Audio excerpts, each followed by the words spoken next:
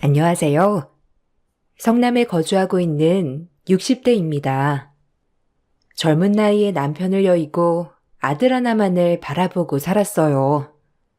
뭐 하나 물려줄 것도 없이 변변치 않은 살림으로 여자 혼자의 몸으로 키워내는 게 쉽진 않았지만 이 악물고 버텼습니다.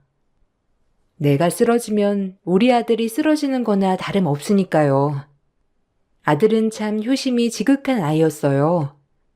그래도 엄마 혼자 몸으로 자기를 열심히 뒷바라지 해주는 걸 알았는지 참 모든 거에 대해 고마워하더라고요.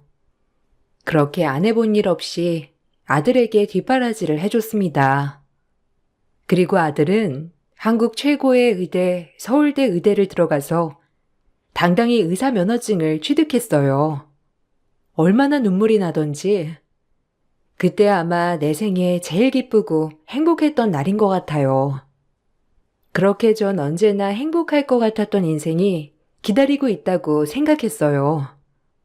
주변 사람들은 너나 할 것 없이 아들이 잘 되었다며 다 같이 기뻐해 주었고, 저 역시도 마찬가지로 이렇게 홀몸으로 키워낸 아들이 참 대견스러웠어요.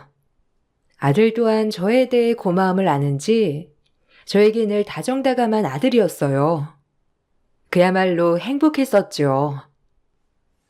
고맙다. 이렇게 장성하게 자라서 의사가 됐다니. 엄마는 여한이 없어. 없는 집에서 공부하기가 여간 쉽지 않았을 텐데. 한 번도 불평불만 없이 이렇게 엄마에게 기쁨을 줘서 너무 고마워. 공부하느라 애썼고 수고했어 우리 아들. 너무 고맙다. 엄마가 나한테 해준 거에 비하면 이런 건 아무것도 아니죠. 걱정 마세요. 제가 더 호강시켜 드릴게요. 그러니까 이제 두 다리 쭉 뻗고 주무세요. 아셨죠? 그동안 엄마 혼자 흘린 눈물 다 보답해 드릴 테니 진짜 걱정 붙들어 매세요. 아셨죠? 아니다. 엄마한테 잘할 거 없이 너 인생 이제 하고 싶은 거 하면서 살아. 어려서 너 하고 싶은 거 다 못해주고 얼마나 마음 아픈 일이 많았는지 몰라. 그러니까 이제 엄마 신경 쓰지 말고 너 하고 싶은 거 즐기면서 살아. 알겠지? 엄마는 다 괜찮아. 엄마가 기뻐야 나도 기쁘지. 걱정 마세요. 이제 호강길만 걷게 해드릴게요. 그러니까 건강하시기만 하시면 돼요. 아셨죠? 본인이 공부하기 힘들었을 텐데 저보고 뒷바라지를 해줘서 너무 고맙다며 그 자리에서 호강시켜드린다고 하는 아들을 보니 너무 마음이 벅차오르더라고요. 남편이 먼저 가고 아들과 저 이렇게 세상에 딱 둘만 남겨진 것 같았는데 모든 걸 보상받는 느낌이었어요. 그리고 아들은 의사로서 착실히 일을 해나갔습니다. 의사가 되어 벌이가 많아지니 아들은 씀씀이조차 달라지더라고요. 매번 궁핍하게 살 필요는 없었지만 항상 비싼 한우집에 데려가서 밥을 사주고 언제나 고가의 명품을 휘두르고 다니더라고요. 본인이 벌어서 본인이 한다지만 사실 엄마로서 걱정되는 부분이 많았어요. 그래도 있을 때 아껴야 하는데라고요. 하지만 이런 마음도 잠시 얼마나 한이 맺혔으면 저렇게 돈을 쓸까라는 생각도 들어 미안한 마음이 들었어요. 어려서 돈에 대해 제약을 많이 받다 보니 이제 성인이 되어 본인이 번 돈으로 저렇게 하고 싶은 걸 하는 재미에 빠졌다고 말이에요. 엄마, 이거 한번 잡숴봐요. 여기가 한우 오마카세라고. 정남동에서 제일 유명한 데야. 엄마 이런 거 못 드셔봤지? 아유, 이런 데 오면 엄청 비싼 거 아니야? 너 돈이 힘들게 번 건데 어떻게 내가 이런 걸 턱턱 얻어먹어? 엄마는 그냥 집 앞 갈비집에서 먹어도 좋은데 내 새끼 일한 돈 아까워서 어떻게 쓰냐? 응? 그러니까 너무 무리하지 않아도 돼. 알겠지?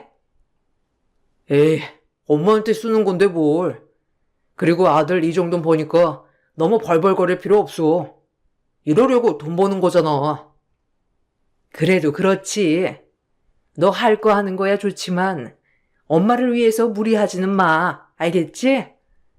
엄마는 그냥 아들이랑 집에서 밥 한 끼만 먹어도 행복하니까. 혹시라도 엄마 때문에 막 이런 데 예약하고 그러는 거면 안 그래도 돼, 아들. 알겠지? 부담 갖지 마. 알겠어요. 이거 먹고 엄마 가방 하나 보러 가자. 엄마 가방도 별만치 않은데 내가 하나 사드릴게요. 그래도 의사 아들 둔 엄마인데 가방 하나는 기똥찬 걸로 메고 다녀야지.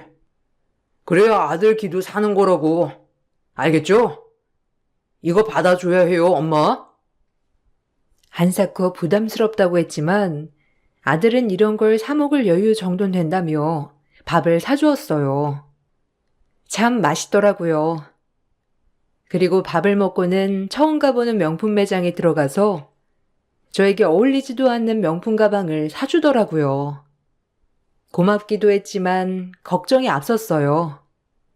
어려서부터 못 살았던 아들이 그래도 커서는 이렇게 한이 맺혀 하고 싶은 거 다 하고 사는구나 라고 생각만 했죠. 그런 모습을 보니 사실 걱정이 되기도 했지만 어렸을 때 못 살았던 트라우마가 된 것 같아 엄마로선 참 미안한 마음이 들었어요. 그리고 시간이 흘러 아들은 결혼을 하겠다며 예쁜 섹시한 명을 데리고 오더라고요. 일반 회사를 다니고 있는 평범한 여성이었어요. 첫눈에 마음에 들더라고요. 똑부러진 말투하며 총기 있는 눈빛, 우리 아들과 잘 어울리는 짝이라고 생각하고 마음의 문을 열었어요. 말씀 많이 들었습니다. 대승씨 이렇게 훌륭하게 키워주셔서 감사드려요. 혼자서 쉽지 않으셨을 텐데 너무 존경스러워요. 에이, 존경은 무슨. 같이 일하는 병원 아가씨라고. 그래도 이렇게 잘 어울리는 한쌍을 보니 너무 마음이 좋네. 우리 앞으로 잘 지내봐요. 나도 시어머니는 처음 돼보니까 서툴 수도 있어. 그러니까 서로서로 조율을 하면서 지내보자고요. 네, 어머님. 제가 더 잘해야죠. 대승씨랑 앞으로 마음 맞춰 어머님한테 잘 사는 모습 보여드리도록 할게요. 걱정 놓으세요. 아이고, 얼굴도 이쁜데 마음씨도 참 곱네. 고마워요. 그래도 우리 대승이가 이렇게 커서 예쁜 아가씨도 데리고 오고 하니까 엄마로서 참 보람되고 기분도 묘하고 그러네. 나도 딸처럼 생각할 테니까 아가씨도 엄마다 생각하고 편하게 대해줘요. 알겠죠? 아들이 데리고 온 며느리감은 참 똑부러지는 여성이었어요. 한눈에 마음에 들더라고요. 눈빛도 초롱초롱하고 성격도 밝고 싹싹하니 우리 며느리면 딱이겠다는 그런 느낌 말이죠. 그렇게 아들은 일사천리로 결혼을 준비해 나갔습니다. 혹여나 한부모 가정이라 사돈들 집에서 저희 아들을 안 좋게 보는 건 아닌가 했지만 다행히 며느리의 집도 저희 아들을 참 마음에 들어 하더라고요. 이렇게 엄마와 단둘이 사는데 의사까지 됐으니 아주 그 부분을 높게 산 것이죠. 하지만 결혼을 준비해 나가는 과정에서 아들이 빚이 있다는 걸 알게 됐어요. 너무 놀랐더라고요. 아무리 어렵게 살았지만 한 번도 학자금을 밀린 적도 없으며 그 흔하게 학자금 대출을 받게 하지도 않았거든요. 그저 제 몸 부서져라 아들에게 피해 끼치지 않으려고 뒷바라지를 해줬는데 결혼을 준비하는 과정에서 아들이 생활비 명목으로 여러 은행에서 대출을 받은 것을 알게 된 것이죠. 순간 머리가 띵하더라고요. 이 많은 돈을 뭐해서 쓸까 하면서 걱정도 되었고 의사벌이가 그래도 보통 월급보다 많은 걸로 알고 있는데 이렇게 사치스러웠나 하는 우려도 되었고요. 하지만 아들은 별 대수롭지 않게 여기며 신경 쓰지 말라고 하더라고요. 아니, 네가 대출이 뭐가 필요해서 대출을 받아? 너 벌이로 너 혼자 책임지기 충분하잖아, 응? 말 좀 해봐, 대승아. 아, 그냥 의사니까 이것저것 옷도 입어야 하고 후배들 밥도 사줘야 하고 뭐 등등 돈 들어갈 때가 많았어요. 체면이 있으니 아무렇게나 하고 다닐 수도 없는 거고. 그리고 충분히 갚을 수 있으니까 그냥 엄만 신경 쓰지 마요. 네? 제가 알아서 할게요. 네가 알아서 어떻게 한다는 거야? 아유, 큰일이다. 너 집 그거 대출하려면 그래도 신용이 깨끗해야 하는데 어쩌려고 그래? 민주도 아는 거야? 이거 큰일이야, 대승아. 장가도 안 간 놈이 이렇게 대출받은 게 많아서야 원. 어쩔라 그래? 엄마 가방 사주고 밥 사주고 다 이러는데 쓴 거지? 아유, 내가 진짜 걱정이 된다. 어떻게 그런 걸로 이렇게 큰 돈을 써? 제가 알아서 할게요, 엄마. 뭐 집이야 작은 월세 하나 얻어도 되는 거고 갚아 나가면 되는 거니까 너무 걱정 마세요. 너 그렇게 무책임하게 얘기할래? 민주도 이 사실 알아? 민주가 알면 얼마나 놀라겠어. 어떻게든 갚아 나갈 수 있는 거야? 뭐 일단 월세 정도 얻어서 빚이랑 같이 갚으면 되고 민주한테는 제가 알아듣게 설명할 거니까 너무 걱정 마세요. 설마 아들이 의사인데 여자 하나 못 먹여 살릴까봐 그래요? 엄마들 똑 부러지니까 걱정 마세요. 그냥 신경 안 쓰셔도 돼요. 아들의 안일한 태도에 크게 실망했습니다. 한 여자를 책임지고 이제 결혼을 해서 한 가정의 가장이 되겠다는 아이가 아무렇지 않게 행동한다는 것이 이해가 가질 않았거든요. 그리고 며느리는 이 일을 전혀 모르고 있었고요. 결혼 후 신도시 아파트로 이사를 갈 계획이었던 아들이었기에 아파트 대출을 받으려면 지난 대출금을 정리해야만 하더라고요. 아들은 오히려 아무렇지 않았지만 아들을 결혼시키는 부모 입장으로 많이 전전긍긍하게 되더라고요. 설마 이것마저 못한다면 사돈댁에서 얼마나 실망을 할까? 첫 출발부터 우리 아들이 단추를 잘못 깨는 건 아닌가? 별의별 생각이 들더라고요. 정말 한숨이 나왔죠. 가장 큰 걱정은 항상 제 마음속에 자리하고 있는 아빠가 없어서 애가 저렇게 되었나 라는 마음이 가장 크더라고요. 아무리 내가 몸이 부서져라 뒷바라지 했어도 아빠가 없는 그 자리 결핍이 있었던 건가 하면서 마음이 아파지더라고요. 모든 게 다 제 탓인 것만 같고 말이죠. 그래서 전 결심했습니다.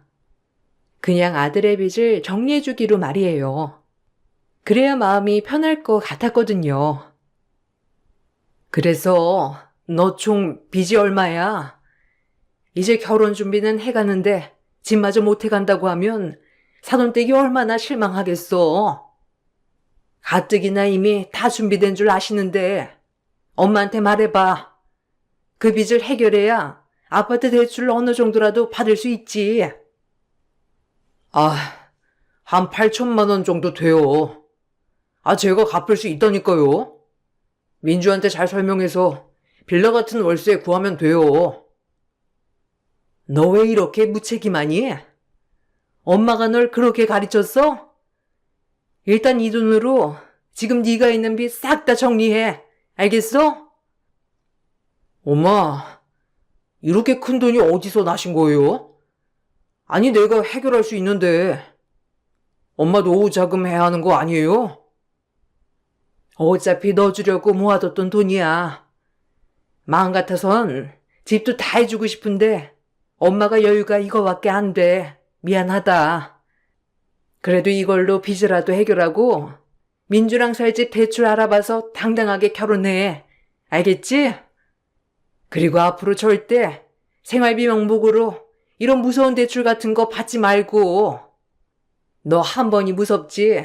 이게 반복되면 그땐 파산이야. 알겠니? 엄마 말 명심해. 참 자식이 뭔지 그동안 안 쓰고 한 푼 두 푼 모아놓고 아들이 아파트 살 때 조금이라도 보탬이 되라고 모아놨던 돈을 주었어요. 1억을 말이죠. 어차피 도와주려고 했으니 그게 그거라고 좋은 마음으로 도와줬어요. 하지만 우려가 되더라고요. 이렇게 씀씀이가 커지니 나중에 결혼하고도 이런 문제를 일으키지 않을까 하는 생각에서 말이에요. 전 당부를 해두었습니다. 엄마가 어차피 너 결혼할 때 조금 도와주려고 했던 자금이야. 이걸로 빚 다 청산하고 집 대출 받아. 그리고 이렇게 씀씀이 크게 살면 안 돼, 태승아. 사람은 어느 정도 본인한테 맞게 살아야지. 너 의사 돼서 아무리 벌이가 많아졌다고 해도 그렇게 무턱대고 쓰는 건 아니야. 알겠어? 엄마가 간곡히 부탁할게. 이제 착실하게 돈도 모으고 대출금도 갚고, 알겠지? 알겠어요. 뭐 감사해요. 제가 갚을 수 있는 건데 그래도 이렇게 도와주셔서요. 다신 실망시키는 일 없을 거예요, 엄마. 그래. 민주랑 결혼하면서 좋은 모습만 보고 싶다. 너도 이제 한 가정의 가장이 될 텐데 아무래도 이러면 안 되는 거니까. 네. 저도 이번에 빚 무서운 거 알았으니까 절대 그럴 일 없을 거예요. 저도 벌고 민주도 버니까 집 대출도 금방 갚을 거고요. 그 일이 그렇게 해결되고 아들은 무사히 결혼을 할 수 있었습니다. 아파트도 신혼부부 청약으로 해서 잘 낙찰을 받았고 일사천리였죠. 이제 아들네에만 잘 살기를 바랐어요. 사실상 제가 바라는 건 그거 하나였죠. 그래도 며느라이가 참 싹싹하고 경우가 있던 아이였기 때문에 혼자 있는 이 시어머니 심심하거나 적적할까봐 주말에 자주 놀러오곤 했어요. 고마웠답니다. 그리고 이런 아이가 우리 아들 옆에 있어준다는 것이 너무 고마운 일이었어요. 며느리는 참 인정도 많고 싹싹한 아이였거든요. 어머님, 혼자 계시니까 따분하시죠? 저희가 빨리 아이가 생겨서 손주 보는 낙이라도 있으셔야 할 텐데. 에이, 그런 걱정 말아라. 너희 바쁘고 그런데 뭐. 아이는 너희가 알아서 할 문제니까 절대 나 때문에 초조해하지 마라. 그렇게 말해주시니까 너무 감사하죠. 대승 씨 얼마나 바쁜지 몰라요. 요샌 아주 병원에서 산다니까요. 얼굴 보기도 힘들어요. 그래서 제가 결혼을 한 건지 안 한 건지 의문이 들 때가 많아요. 아휴, 그래도 힘들게 일하는 거니까 참아야겠죠? 어머, 그랬구나. 우리 세아가 심심하고 외롭겠다. 하긴 뭐 의사야 밤이고 낮이고 불러대면 나가야 되는 직업이니. 그래도 쉬는 날이면 꼭 나가서 데이트하고 그래. 너도 스트레스는 풀어야지, 안 그래? 대승이한테도 더 잘 일러두마. 다행히 며느리는 저를 엄마처럼 여겨주고 조잘조잘 이런 얘기 저런 얘기를 하는 며느리였어요. 저 역시도 이렇게 절 편하게 대해주면서 이런 얘기 저런 얘기 해주는 며느리가 좋았어요. 그러던 중 한동안 쉬고 있던 틈에 예전 같이 일하던 언니에게서 제의가 하나 오더라고요. 지방에 한 큰 아파트 도배질 하는 건을 맡았는데 돈을 크게 쳐준다면서 같이 해보는 게 어떻겠냐고요. 아들을 키워오면서 도배질이고 남의 식당 일이고 안 해본 일이 없었지만 그래도 사지가 멀쩡하니 한번 지방에 내려가서 이렇게 일을 하고 오는 것도 나쁘지 않겠다 해요. 언니의 말에 승낙했어요. 그리고 지방으로 당분간 내려가 있게 되었죠. 엄마 이번에 도배일 하나 맡아서 지방에 좀 가 있을 거니까 민주랑 잘 지내고 있어. 엄마 올라오면 연락하마. 에이 엄마, 도배 안 하면 안 돼요? 그거 얼마나 번다고. 고생하는 거 싫은데. 혹시 돈 모자라서 그래요? 도배가 보통 일이 아닌데. 아니야. 엄마 이렇게 지금 건강한데 한 푼이라도 벌어오면 좋지. 어쨌든 한동안 집에 없을 거니까 집에 들르지 말라고 얘기하는 거야. 오랜만에 도배할 생각에 뭐 엄마는 좋다. 옛 추억도 생각나고 같이 일했던 아줌마들도 만나고. 걱정 마, 아들. 아들은 제가 지방으로 도배를 하러 간다는 말에 걱정을 하였지만 사실상 제 의지가 컸기 때문에 말리진 못하였어요. 그렇게 몇 달을 지방에서 같이 일하시는 분들과 아파트 도배를 하게 되었어요. 오랜만에 힘들게 일을 하니 참 살아있는 보람도 느끼고 내가 이걸로 우리 아들 뒷바라지를 다 했지라는 생각이 들면서 마음 한편이 조금 이상해지더라고요. 추억이 떠오르면서 말이죠. 그리고 몇 달을 열심히 일을 하고 올라갔어요.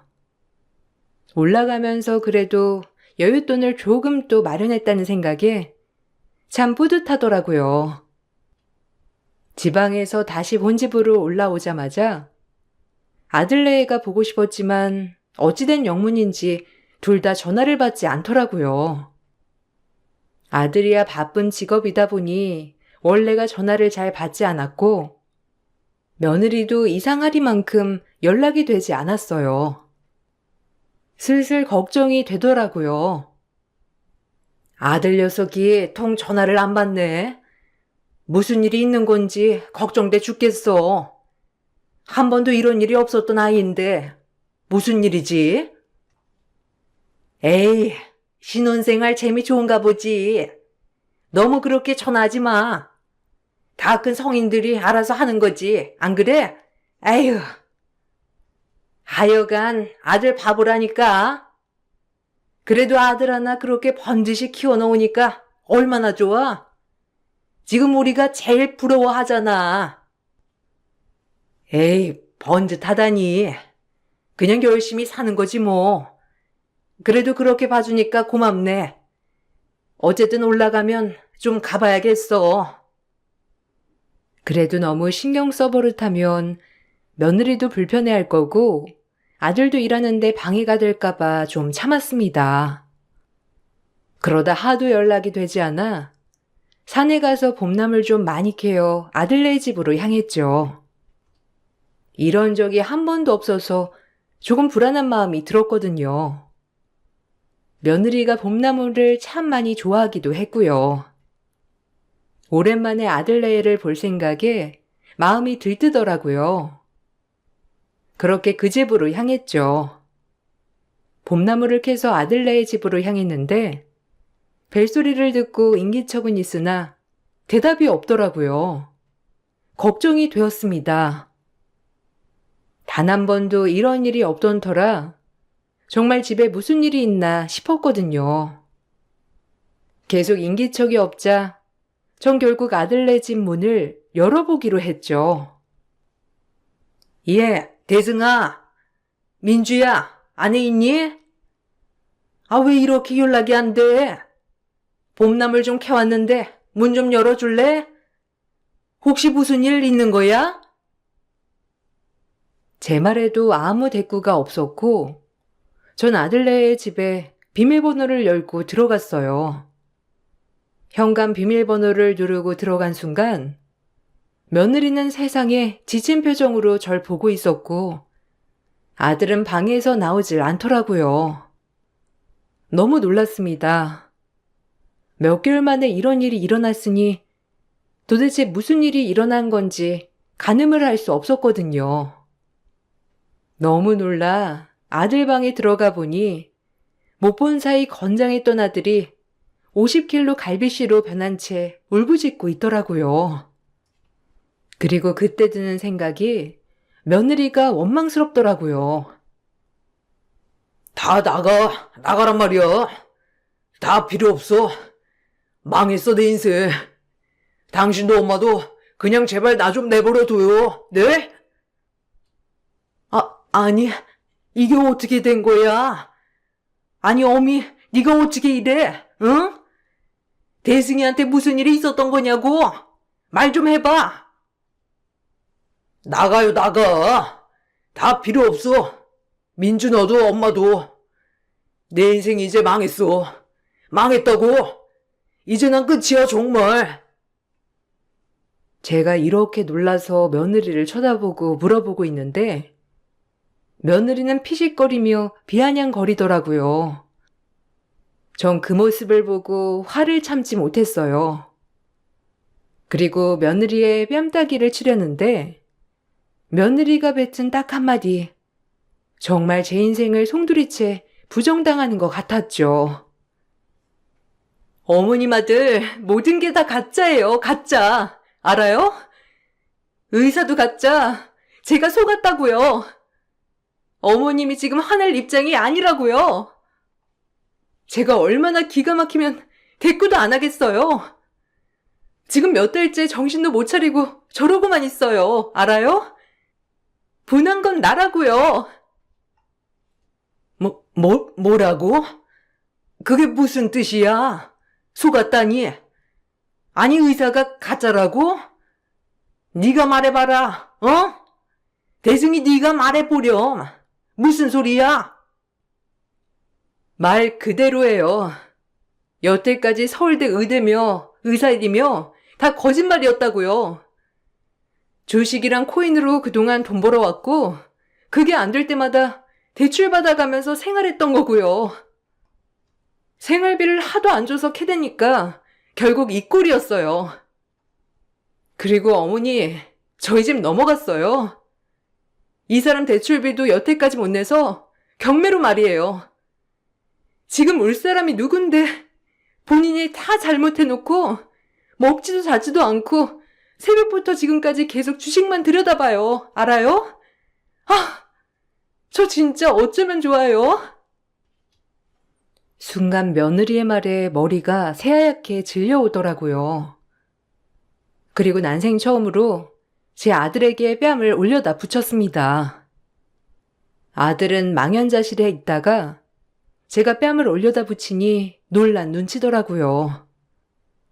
그리고 나서 전 아들의 인생을 무참히 짓밟았습니다. 단 한 번도 손찌검한 적 없이 키운 아들이었지만 내가 너무 오냐오냐해서 이런 일이 벌어진 것 같이 죄책감이 들더라고요. 없는 살림에 너 하나 보고 여태껏 살았어. 너 의사 되라고 한 번도 강요한 적 없다. 처음부터 그럼 다 거짓이라는 거니? 난 이제 사는 의미가 없다, 더 이상. 내 아들이 여태까지 모든 게 다 가짜였고 지금 허황된 꿈을 쫓으며 살아왔다는 거니? 주식이다, 코인이다. 참 엄마가 할 말이 없어. 내가 너를 이렇게 키웠어? 엄마는 못 살아 이제. 사는 의미가 없단 말이야. 죄송해요. 정말 호강시켜드리고 싶었는데 처음에 정말 작은 돈으로 자꾸 큰 돈을 벌다 보니까 의대고 다 소용이 없는 것 같았어요. 투자만 잘하면 이렇게 턱턱 큰 돈이 생기니 민주한테도 잘해주고 싶었고 엄마한테도 효도하고 싶었어요. 그런 핑계 대지 마. 편하게 돈 벌고 싶었던 거겠지. 넌 엄마를 기만했고 민주도 기만했어. 알아? 너 하나만을 바라보는 우리 두 사람을. 엄마 너 용서 못한다 절대로. 이제 내가 누굴 믿고 사니? 민주야, 미안하다 정말. 내가 널 볼 낯이 없어, 어? 전 이 말을 끝으로 창문을 열고 뛰어내리려고 했어요. 그러자 갈비씨가 된 아들은 저를 붙잡으며 말리더라고요.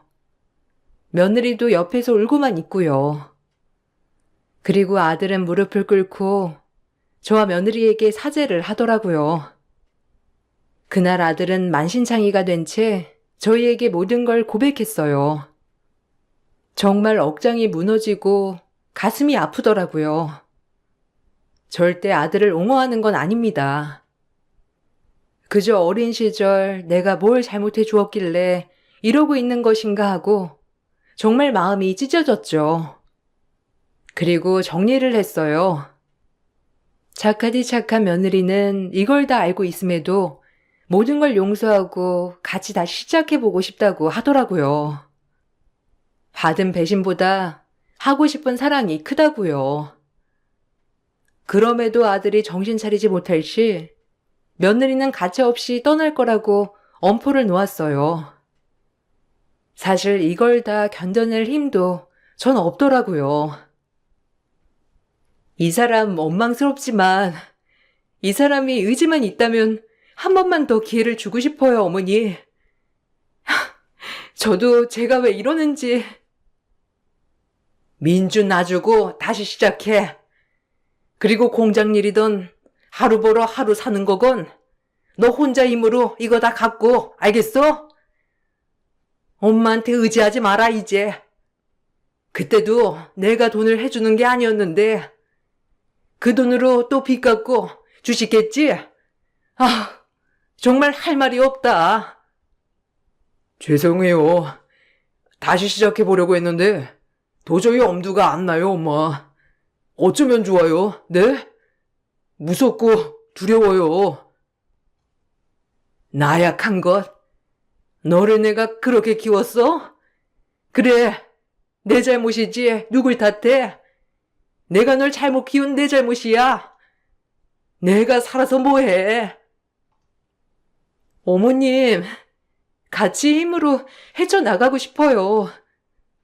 처음에 너무 원망스럽고 화도 났지만 옆에서 도와주고 싶어요, 어머님. 내가 어떻게 너한테 도와달라고 하니? 무슨 낯으로, 어? 내가 죄인이야, 정말. 널 볼 낯이 없다. 다 내 잘못이지. 아들 하나 없는 셈 칠 거야. 그러니까 너 모든 거 다 갖고 다시 제자리 찾으면 연락해. 아니, 안 해도 된다. 다신 엄마 볼 생각 마. 다신 안 봐도 좋아, 엄마는. 이제 이 세상의 모든 걸 다 잃었다. 사는 낙이 없어졌어, 알아? 민주야, 너한테도 너무 미안하다. 엄마, 저도 이러고 싶지 않다고요. 저도 힘들다고요. 제가 혼자 잘 살려고 그런 거겠어요? 다 같이 잘 살자고 그런 거지. 정신 못 차렸어, 너. 피땀 흘려 돈을 벌 생각을 해야지.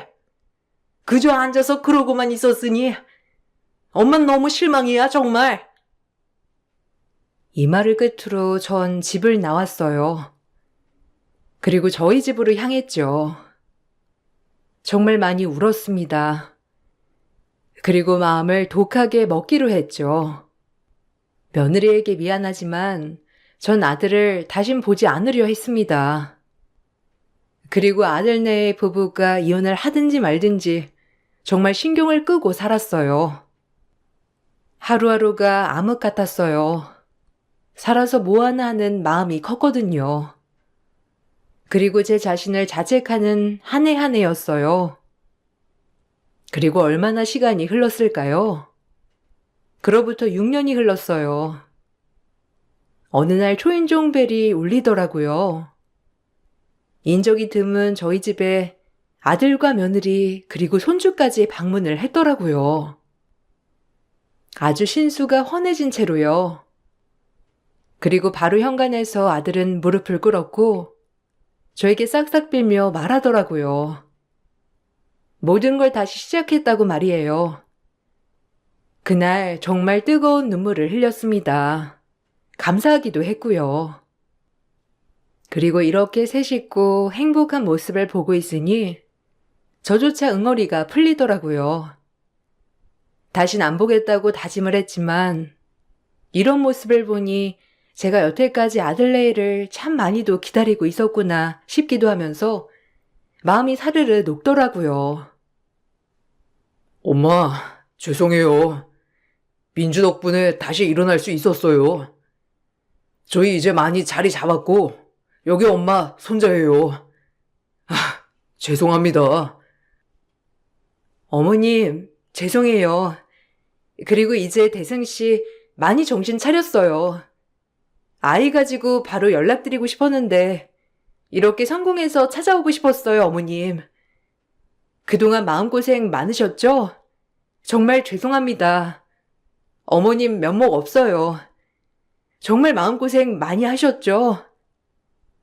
마음고생은 네가 더 많이 했지.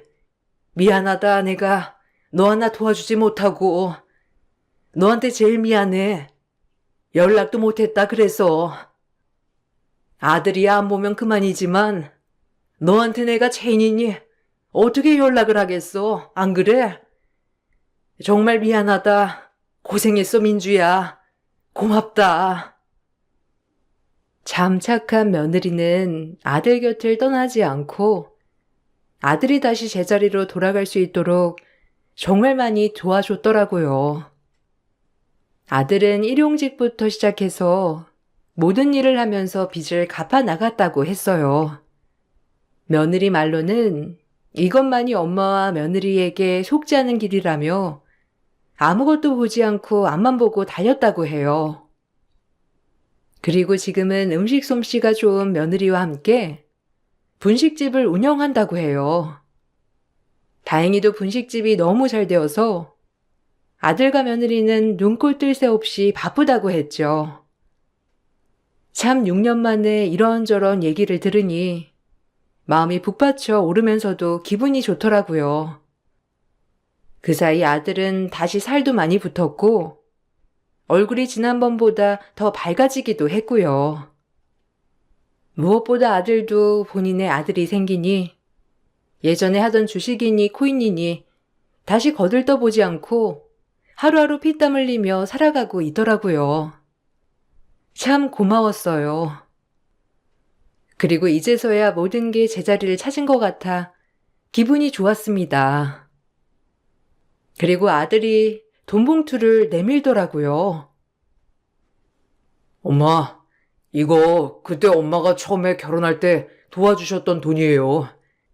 제가 너무 철이 없었죠. 참 허황된 꿈만 쫓아 이렇게. 다신 그런 거 안 해요, 정말.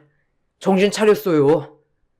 엄마랑 연락 안 하고 지내는 세월 동안 제가 그동안 무슨 짓을 했나 싶더라고요.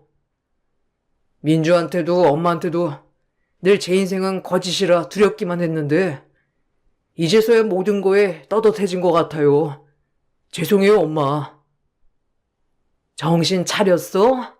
아, 고맙다. 그러면 됐어. 엄마가 모질게 떠나서 마음 아팠지? 그래도 고생했어. 이렇게 제자리 찾기까지 힘들었을 텐데 민주도 그렇고 너도 그렇고 무너지지 않고 이렇게 찾아와 준 것만으로 너무 고맙다 우리 아들. 그리고 이 돈은 민주한테 주마. 민주야 고마워. 정말 고맙다. 지켜보는 네가 힘들었을 거야. 그냥 내 마음이라고 생각해. 아, 어머님 아니에요. 이 큰 돈을 무슨 저를 주세요. 정말 괜찮아요. 제가 대승 씨 사랑해서 옆에 있었던 건데요, 뭐. 아니야, 받아둬. 우리 앞으로도 잘 지내보자. 알겠지? 너무 고맙고 미안하고 그리고 이렇게 예쁜 손자까지. 아휴, 고마워. 참 다사다난했던 인생이었죠. 모든 부모들이 그렇듯 자식이 잘못된 길로 갔을 때 얼마나 죄책감이 드는지 그 길을 바로잡아 줄 수 없음에 더욱더 마음이 아팠던 것 같아요. 내 인생은 정말 실패작이라고 생각했지만 지금은 참 그래도 모든 걸 제자리에 찾았다고 생각하며 안도하고 지낸답니다. 무슨 복이 있어서 이렇게 착하고 예쁜 며느리를 얻었을까 싶기도 하고 우리 나약한 아들 옆에서 정말 도와줘서 고맙기도 하고요. 어떻게 갚아나가야 할지 항상 그 생각뿐이에요. 그리고 지금 얼굴이 편안해진 아들을 보면서 저 역시도 마음이 편해지는 하루하루랍니다. 돌이켜보면 쉽지 않았던 내 인생, 우여곡절 끝에 이렇게 편안해졌으니 다행이다 싶기도 해요. 아들 때문에 살고 아들 때문에 웃고 아들 때문에 울었던 인생, 이젠 모든 것이 편안해졌으니 조금은 저를 위해 살아가 보려고 합니다. 아무 걱정 없이 말이죠. 이 글을 읽어주셔서 너무 감사드려요. 참 삶이 내 마음 같지 않을 때가 많지만 여러분들도 분명 좋은 일이 많이 생길 거예요. 그러니까 용기를 잃지 마시고 하루하루 희망찬 나날을 보내시길 바랄게요. 모든 사람들의 행복을 기원하며 제 글을 마칠게요. 감사합니다. 안녕하세요. 저는 결혼 7년차 30대 주부입니다. 귀여운 아이와 성실한 남편과 함께 오손도손 살고 있습니다. 저 역시 시금치에 시자도 싫을 정도로 시자라면 소름 끼칠 정도로 싫어했던 사람이었어요. 최근에 지인이 결혼을 하면서 시집살이에 스트레스를 받는다는 얘기를 듣고 나서 제 일이 생각이 나 이렇게 사연을 적어보게 되었습니다. 저는 원래 직장에 다니고 있었어요. 남편은 탄탄한 기업에 다니는 멋있는 직장인이었죠. 남편과는 어릴 적 초등학교 동창이었어요. 성인이 되어서 동창회에서 만나게 되었는데 어릴 적에는 저보다 키도 작고 조용한 아이였는데 성인이 되어 만나니 키도 저보다 훨씬 크고 성격도 주도적이고 쾌활하게 변했더라고요. 그런 남편에게 호감이 생기게 되었고 자연스럽게 연애를 시작하게 되었습니다. 남편과 2년 연애를 하고 나서 결혼을 다짐하게 되었는데 처음에는 시모의 반대가 정말 극심했어요. 저는 그때 당시 작은 소기업에 다니고 있었지만 남편은 저보다 연봉도 훨씬 많고 알아주는 안정적인 기업에 다니고 있었거든요. 거기다가 인물도 훤칠해서 주변에서도 선자리가 많이 들어오고 있었기에 시모는 더욱 적극적으로 반대를 하셨습니다. 그렇지만 남편은 저와의 결혼을 밀어붙였고 시댁에서 사실 시모만 반대를 하고 있었던 상황이라 결국 저희는 결혼을 하게 되었어요. 친정집에서는 제가 시집살이를 호되게 당하진 않을까 걱정하는 마음에 결혼 비용이며 신혼집까지 싹 다 해주셨죠. 남편은 그만큼 저희 친정에 무척이나 잘했지만 시모는 그런 모습조차 꼴도 보기 싫어하셨어요. 특히나 시모는 저와 만날 때마다 집해온 걸로 유세 부리지 말라는 말을 계속 하셨습니다. 진경이 너, 내가 매번 말하지만 너 집 그거 하나 해왔다고 수고 무시하지 말아라. 우리도 솔직히 충분히 집해올 수 있었거든. 근데 솔직히 말하면 네 상황에서 우리 수호 같은 애가 가당키나 했겠니? 그러니까 집이라도 해와야 결혼할 수 있었던 거지. 아니니? 네 상황 그런 거 다 감수하고도 우리가 받아준 거니까 너는 집해온 걸로 우리 수호 무시하거나 그러지 말라는 소리야. 어머님, 저 집해왔다고 수호 씨 무시한 적 한 번도 없어요. 지금까지 그런 적 없는데 왜 매번 어머님은 그렇게 말씀하시는지 모르겠네요. 남편도 저한테 왜 무시하냐고 해본 적 한 번도 없고 오히려 저한테 고맙다고 말하는데 어머님은 왜 제가 남편을 무시할 거라 생각하세요? 어머님이 자꾸 그렇게 말씀을 하시니까 저는 매번 서운한 마음이 드네요. 그것 봐라. 너 지금 서운한 마음이 드는 것도 다 유세 부리는 거야. 네가 집 안에 왔으면 이런 소리에 서운한 마음이 들었겠니? 네가 해온 게 있으니까 그런 마음이 드는 거지. 네가 네 주제를 모르고 우리 아들 무시할까 봐 내가 이렇게 말하는 거야. 안 그랬다면 다행이지만 네가 내 앞에서만 그러고 뒤에서는 무슨 말 하고 다닐지 내가 어떻게 아니? 내가 끝까지 지켜볼 거야. 네 친정이 돈 좀 있다고 유세 부리지 말고. 어차피 친정돈은 친정돈이지 네 돈은 아니잖니? 어머님, 맞아요. 친정돈은 친정돈이고 제 돈은 아니지만 그래도 어머님이 자꾸 그렇게 말씀하시니 제가 마음이 좀 그러네요. 저도 열심히 일하고 있고 능력도 인정받고 있어요. 남편 회사에 비하면 저희 회사가 작아서 그렇게 보이실 수 있겠지만 저도 열심히 일을 하고 있다고요. 자꾸 이렇게 비교하시면 제가 너무 서운해요. 제가 남편을 무시하려고 그러는 게 아니라 어머님이 저를 무시하고 계시는 것 같아요. 저는 정말 너무 서운해요. 아니, 누가 보면 내가 널 때리기라도 한 줄 알겠다.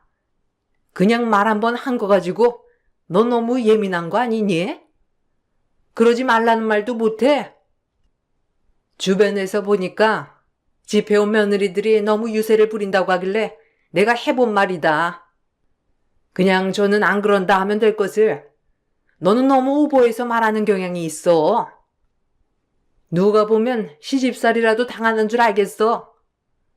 너처럼 편한 며느리가 어디 있니?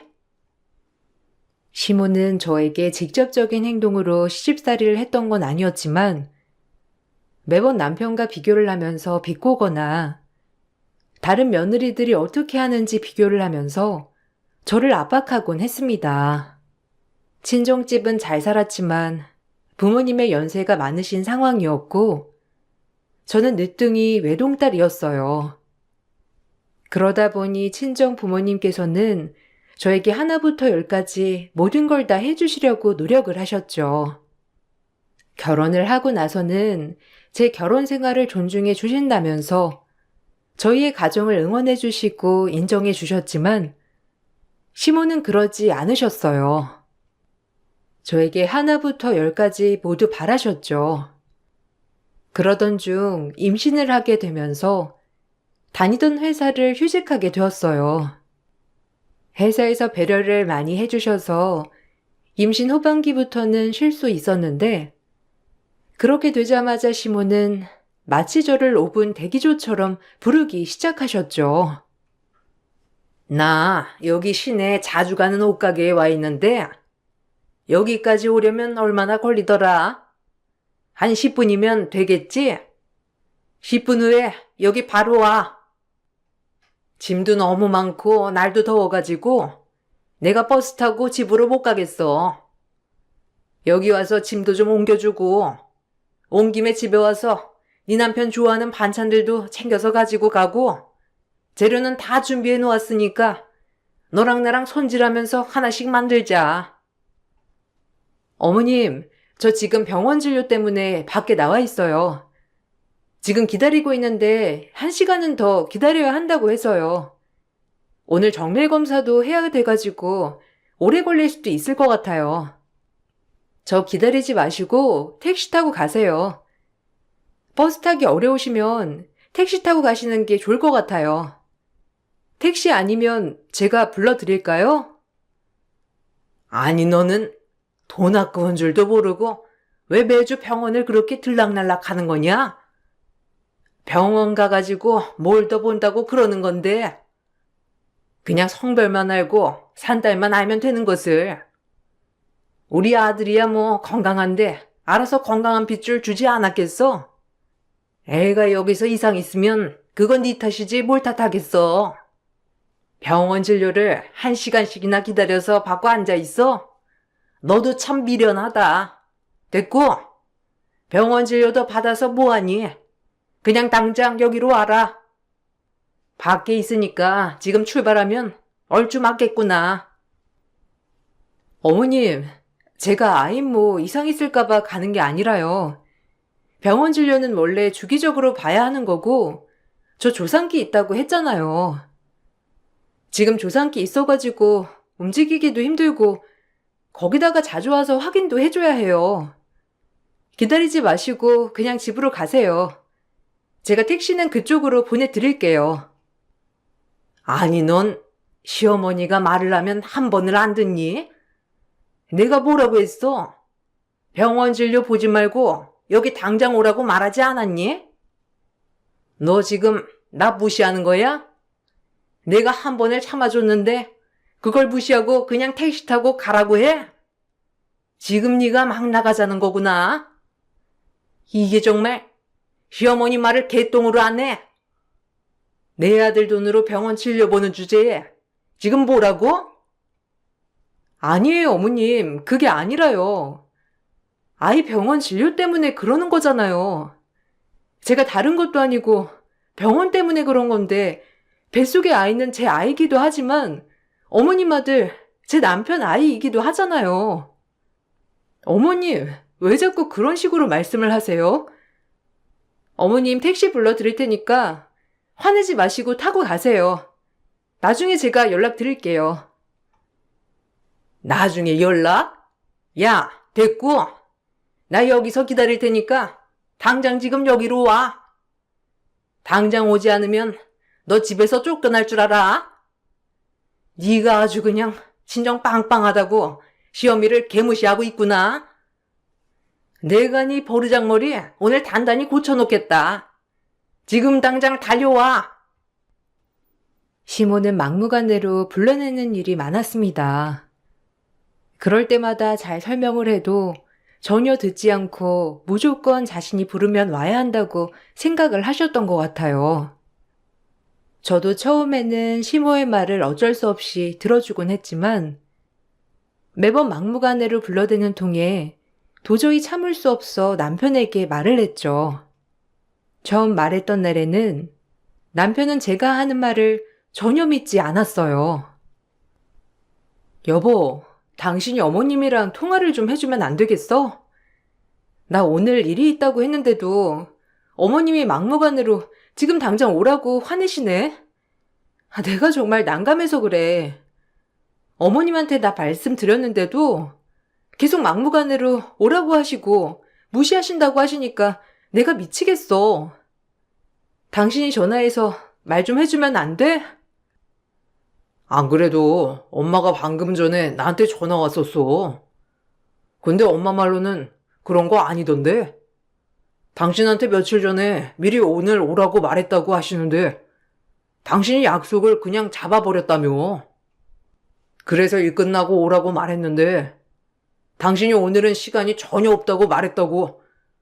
그래서 화나서 소리치신 거라고 말씀하시는데 이거 맞아? 아, 그거 아니야. 아니, 어머님이 며칠 전에 집에 잠깐 들리라고 하셨긴 했는데 바로 다시 전화 오셔서 안 와도 된다고 하셨거든. 그래서 나는 약속 잡은 거야. 오라는 말 다시 안 하셨는데 갑자기 10분 전에 연락 오셔가지고 막무가내로 오라고 하시는데 난 벌써 약속 나와버린 상태거든. 그런데도 어머님이 소리치시면서 당장 오라고 하시잖아. 지금 아니면 안 된다면서 안 오면 무시하는 걸로 알겠다고 말씀하시는데 나도 정말 난감해. 당신이 좀 말해줘. 아니, 그니까 나도 통화를 했어. 내가 아무리 말을 해도 엄마는 화가 날 수밖에 없지. 엄마 말대로 집에 오라고 말을 하신 거네. 근데 당신이 약속 잡아버린 거고. 엄마 말 들어보면 당신도 잘한 거 없어. 엄마가 오늘 오라고 말을 해놨는데 어떻게 약속을 잡을 수가 있어? 그건 당신이 잘못한 거지. 한번 체크를 했으면 이런 일 없었잖아. 내가 말해도 소용없으니까 당신이 오늘 어머님 만나 뵙고 오해 풀어드려. 그럼 내 약속은 아무것도 아닌 거야? 어머님이랑 약속을 한 적이 없다니까? 나한테 오라고는 하셨지만 그거 다 취소하셨다고. 당신은 왜 내 말은 안 듣고 어머님 말이 맞는다고 하는 건데? 내가 정말 거짓말하고 있다고 생각하는 거야? 나 거짓말 한 적 없어.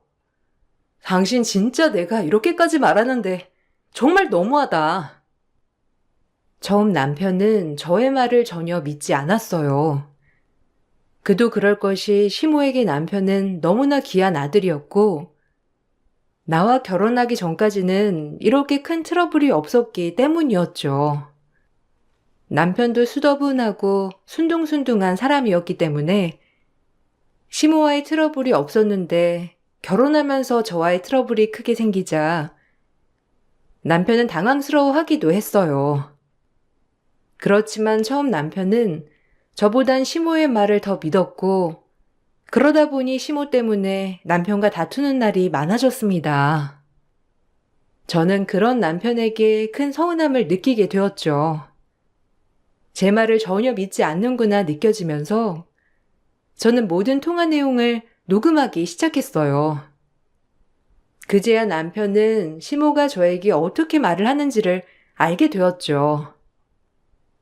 남편이 몇 번 언급을 하고 난 후부터는 시모의 횡포가 조금씩 잦아드는 듯 했습니다. 그렇지만 한동안 잠잠했던 시모는 아이를 낳고 나서부터 다시 횡포를 시작했어요. 산후조리원에 다녀오는 것부터 마음에 들지 않았지만 친정에서 보내주셨기 때문에 고집을 부려 가게 되었는데 집으로 제가 오고 나서는 매일매일 아침부터 집에 오기 시작하셨죠. 아니, 애를 이렇게 춥게 해놓고 있으면 어쩌자는 거냐? 아기 감기라도 들리면 어떻게 하려고? 이렇게 춥게 해놓는 거야?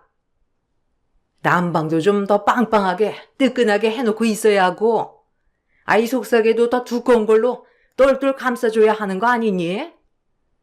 애가 따뜻해야 좋은데 너는 그런 것도 꼼꼼하게 안 챙기고 뭐 하는 거야? 그 비싼 산후조리원을 다녀오고 나서는 배워온 게 그거야? 어머님, 따뜻하게 해주는 것도 좋지만 지금 저희 아이 태열 때문에 고생하고 있어요. 이렇게 꽁꽁 감싸버리면 피부 발진도 심해지고 태열도 더 심해져서 난리 나요. 병원에서도 태열이 심하니까 너무 감싸지 말라고 하셨어요. 여기서 땀 더 많이 나면 안 좋다고도 하시고요. 적당히 온도 유지하고 시원하게 해주는 게 더 낫다고 하시니 너무 이렇게 감싸시지 마세요. 어머님이 보시기에 아이 피부 발진이 좀 심하게 보이지 않으세요? 이게 뭐가 심해? 네가 피부 심한 애를 못 봐서 그렇지. 원래 애들은 이렇게 피부가 뻘겋다가 괜찮아지고 그러는 거야. 내가 애 낳고 다 키워봐서 아는데 애 한 명도 키워본 적 없는 네가 뭘 알겠어. 하여튼 쓸데없는 것만 들어가지고서는 에휴. 그리고 모유 수유는 잘하고 있는 거니? 어째 애가 쑥쑥 자라는 것 같지가 않아. 하루에 미역국 대접으로 계속 먹어야 젖이 잘 도는 거야. 어디에 수유 좀 해봐라. 잘 먹이고 있는지 내가 봐야 되겠어. 네? 수유하시는 거 보시려고요? 그걸 왜... 그리고 수유하는 건 오시는 산후도우미 이모님도 계시고 그리고 그분이 더 잘 아세요. 모유 수유한 거 어머님께 바로 보여드리기에는 조금 불편한데 굳이 보셔야 되겠어요? 어머님 걱정하시는 건 알겠지만 모유 수유는 그냥 제가 알아서 잘하고 있으니까 걱정하지 마세요. 네가 뭘 알아? 모유 수유도 처음 해보는 건데 너 그거 마사지도 계속 해줘야 하는 거 알지? 내가 마사지하는 법이라도 알려줄 테니까 얼른 위도 뻗어서 봐봐라. 수건 다 뜨뜻하게 적셔오고 미지근한 물도 떠가지고 옆에 둬봐라. 뭐하니?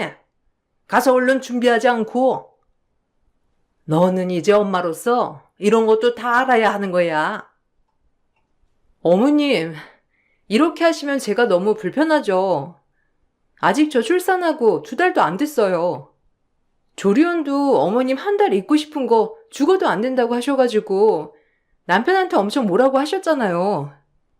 손목도 시큰한데 어머님 계속 뭐 가지고 와라 또 와라 시키시고 저 지금까지 앉을 새도 없이 서 있었어요. 계속 그러시니까 전 너무 불편해요. 그럼 엄마가 돼가지고 가만 누워가지고 있을 셈이었니? 내가 애 낳을 때는 일주일 만에 집안일 싹 다 있어. 고작 애 하나 낳은 거 가지고 유나는 참나. 너는 그냥 내가 오는 게 싫었던 건 아니니? 그래서 이 핑계 저 핑계 대면서 오지 말라고 말하는 건 아니고? 내가 내 손주 보러 온다는데 네가 불편하다 마다할 필요가 뭐가 있어? 시모는 산후조리 중에도 저를 마치 시중 부리듯이 부렸어요. 아이 목욕을 해야 할 때가 되면 큰 대야를 가지고 와서 물을 가득 퍼서 거실까지 제가 날라야 했죠. 청기자기를 써야 한다며 고집을 부리셔서 무조건 청기저귀를 쓰게 하셨고 거기다가 바로바로 손빨래를 해야만 했어요.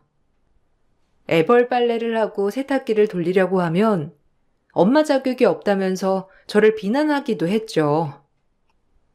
결국 저는 출산 한 달이 지나고 나서 바로 극심한 우울증에 걸리게 되었어요.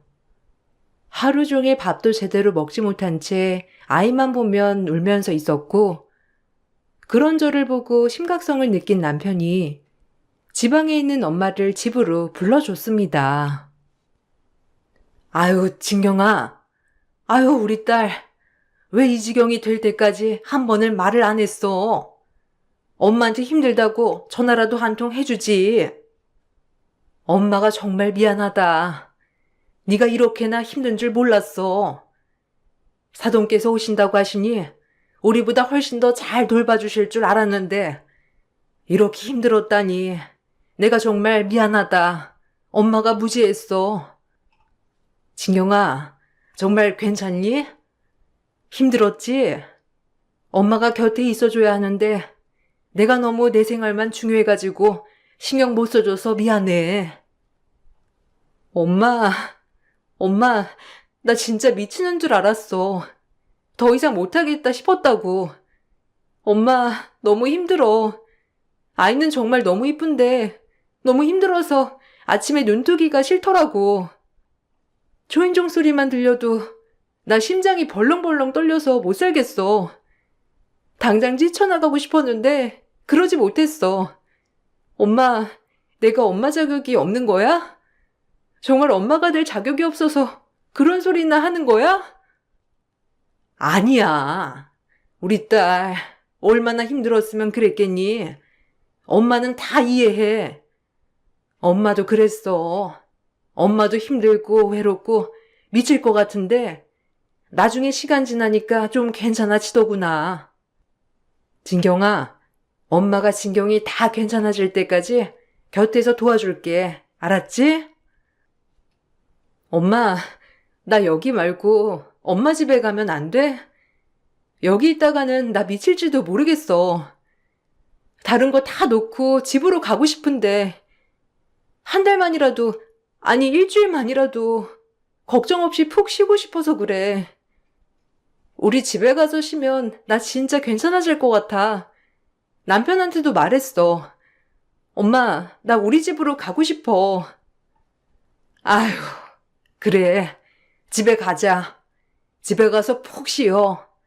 엄마가 진경이 먹고 싶다는 거 다 해줄게. 아빠도 기다리고 있으니까 얼른 가자. 기다려. 엄마가 금방 아기용품 챙기고 바로 가자. 엄마가 지금까지 몰라줘서 너무 미안해. 극심한 우울증으로 삶의 끈을 놓고 싶었던 저를 잡아줬던 건 다름 아닌 엄마였습니다. 제 상태를 듣고선 엄마는 모든 일을 제쳐두고 저를 보러 오셨죠. 저는 엄마를 보자마자 신혼집에서 나가고 싶다고 했고, 그렇게 저는 한 달여 동안 친정에서 몸조리를 하게 되었어요. 그동안의 상황은 남편에게 말을 했긴 했지만 대부분은 믿지 못했었죠.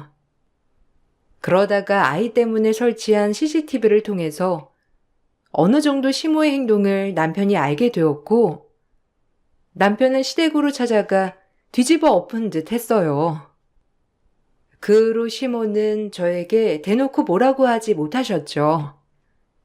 시모의 횡포가 사라지자 저의 상태는 급속도로 좋아지기 시작했습니다. 그렇게 한 달이 지나고 저는 스스로 다시 신혼집으로 돌아왔어요. 심리적으로는 괜찮아졌지만 저의 몸 상태는 좋지 않았어요. 금방 복직을 할 수 있을 거라는 기대와는 다르게 출산 3개월 후에도 6개월, 1년 후에도 건강은 돌아오지 못했고 결국 저는 복직을 못한 채 직장을 그만두게 되었어요.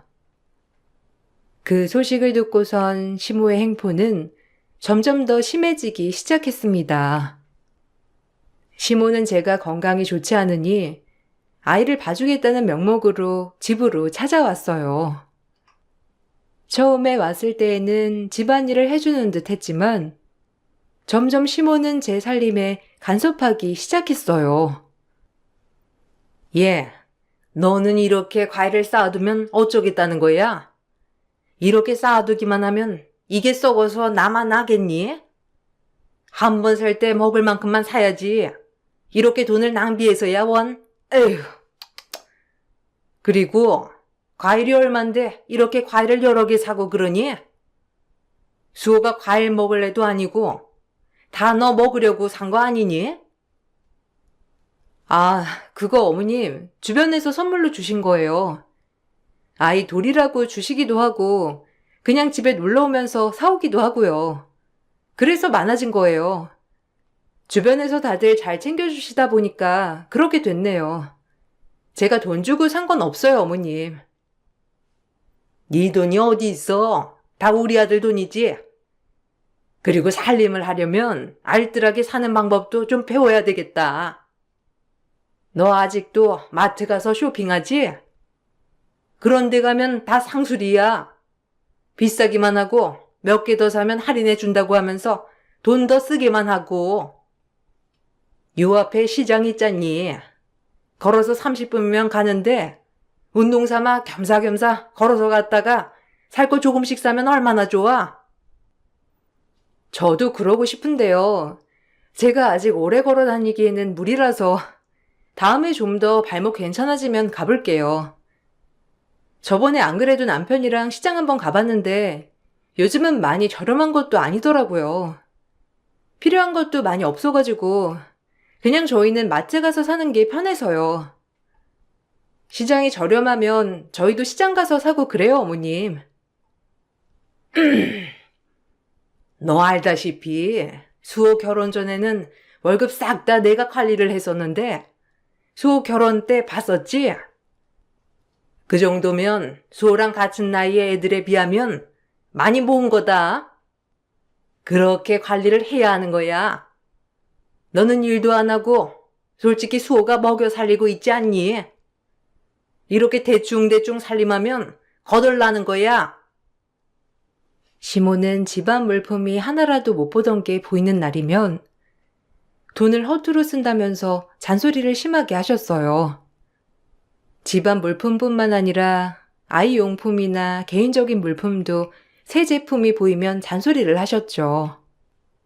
심지어 변기물을 자주 내리지 말고 소변은 여러 번 보고 내리라고 말도 하셨어요. 그러던 중 잠깐 아이 예방접종을 하러 다녀오던 사이 시모는 집에서 저를 기다리고 계셨어요. 저는 너무나 당황스러웠는데 시모는 제 손에 든 아메리카노를 보고서는 경기를 하면서 화를 내셨습니다. 이거 뭐야? 너 내 아들이 버는 돈 이렇게 쓰는 거야? 아주 그냥 매일 카페 가서 커피 마시고 하는 여자가 바로 너였구나. 네가 이런 걸 왜 먹니? 밖에서 고생하는 건 내 아들인데 너는 집에 앉아서 시간 보내니까 커피가 절로 생각나디? 내가 와보길 잘했지. 역시 이렇게 돈을 펑펑 쓰고 있는 줄 알았다. 네? 어머님, 언제 와 계셨어요? 이거 커피요. 요 앞에서 사고 온 거예요. 얼마 안 해요. 오랜만에 커피 마시고 싶어서 마신 건데. 이것 때문에 그러시는 거예요? 제가 매일 마시는 것도 아니고 정말 오랜만에 마신 거예요. 어머님, 저 모유수유도 끝난 지 얼마 안 된 거 아시잖아요. 내가 어떻게 아냐? 매일 마셨는지 아닌지. 그리고 매일 안 마셨다고 하더라도 이런 건 아예 안 마셔야 하는 거 아니냐? 네가 뭘 한다고 밖에서 돈을 쓰고 다녀? 네가 쓰고 다니는 돈 다 내 아들이 힘들게 번 돈 아니냐? 네가 뭔데 우리 아들 돈을 쓰고 다니냐고? 집에서 똑바로 살림을 하라고 앉혀뒀건만 쓸데없이 돈이나 쓰고 다니고 어머님, 해도 너무하시네요. 제가 수십만 원을 쓴 것도 아니고, 만 원도 아니고, 몇천 원 커피 한 잔 사 먹은 거예요. 어머님, 이번 주에 제가 저를 위해서 쓴 돈 고작 이 아메리카노 한 잔뿐이에요. 집 밖에 나가본 적도 없고, 밥도 매일매일 직접 다 해먹고 있잖아요. 그 중에서 커피 이거 딱 한 잔 사 먹었던 것뿐인데, 이렇게까지 화를 내셔야 되겠어요? 그렇게 1,000원, 2,000원 쓰던 게 뭐해서 몇천만 원이 되는 거다. 살림을 하는 애가 아낄 생각만 하고 살아야지. 고작 커피 한 잔이라고 생각하는 게 말이나 되냐? 네가 번 돈도 아니면서 그렇게 아무렇지 않게 쓴다는 게 말이나 되는 소리냐고? 시모는 이렇게 깜짝 방문을 해 혹시라도 제가 남편의 돈을 펑펑 쓰고 있는 건 아닌지 감시를 하는 듯 했습니다. 시모로 인한 스트레스가 다시 극심해져 갈 때쯤 어느 날 엄마가 저와 남편을 위해서 반찬을 싸들고 집으로 오시던 도중에 사고가 나서 골절상으로 전치 6주의 진단을 받게 되셨습니다. 너무나 놀랐던 저와 남편은 아이를 시모에게 맡기고 바로 병원으로 가게 되었죠. 남편은 그동안 엄마가 해주신 것이 너무 고마워 병원비 전부를 계산했어요. 그렇게 엄마는 병원에서 치료를 받게 되셨죠. 그런데 몇 주 지나지 않아 엄마에게 뜻밖의 전화가 왔어요. 바로 2주가 되기도 전에 퇴실을 하게 되었다는 연락이었죠.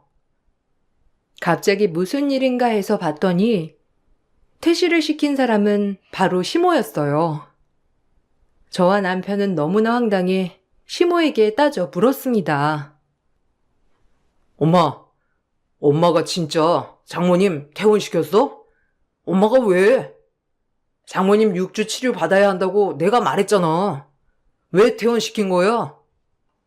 장모님 지금 집에 가셔도 혼자서 뭐 하시지도 못하고 거동도 불편하신데 어쩌자고 퇴원을 시킨 거야? 엄마 진짜 제정신이야? 왜 자꾸 이러는 거야? 아들, 이제 괜찮아. 내가 가보니까 네 장모 많이 아픈 거 아니더라.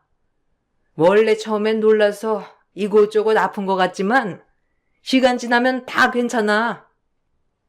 그리고 네 장모는 돌아다니는 사람이라서 거기 병실에 가만히 누워있는 게 더 곤욕이라니까. 아프고 답답해도 돌아다녀야 하는 사람이야. 어머님, 그런 게 어디 있어요?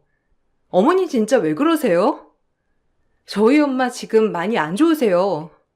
계속 치료도 받아야 하고요.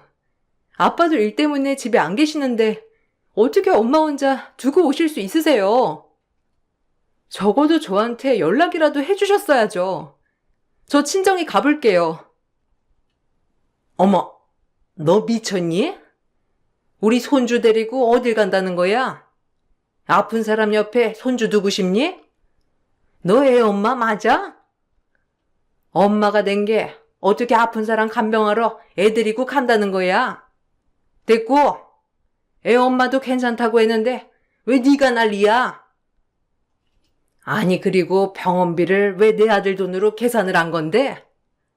내 아들 돈 잡아먹어서 내가 방 뺐다. 치료 받으려거들랑 알아서 치료비 내서 받아야지. 어디 감히 내 아들 돈으로? 아, 어머님, 지금 남편 돈으로 병원비 냈다고 지금 퇴원시키신 거예요? 정말 기가 막히네. 어머님 지금 이거 선 넘으셨어요. 제가 지금까지 참아왔던 건 남편 어머니시고 제 자식 할머니라서 참아왔던 건데 더 이상은 안 되겠네요. 지금 이 상황 저 잊지 않을 겁니다. 주는 대로 받는 거예요. 아, 네가 그렇게 나오면 내가 무서워할 줄 알았니? 내가 뭐 나만 좋자고 이래? 너네가 돈을 아껴야 나중에 잘 살 수 있으니 그러는 거지. 시엠이 속도 모르고. 에휴, 수희야, 너는 제가 저러는 거 보고도 내가 이상하다고 할 거니? 아니지? 우리 아들은 엄마 속 다 이해하고 있지?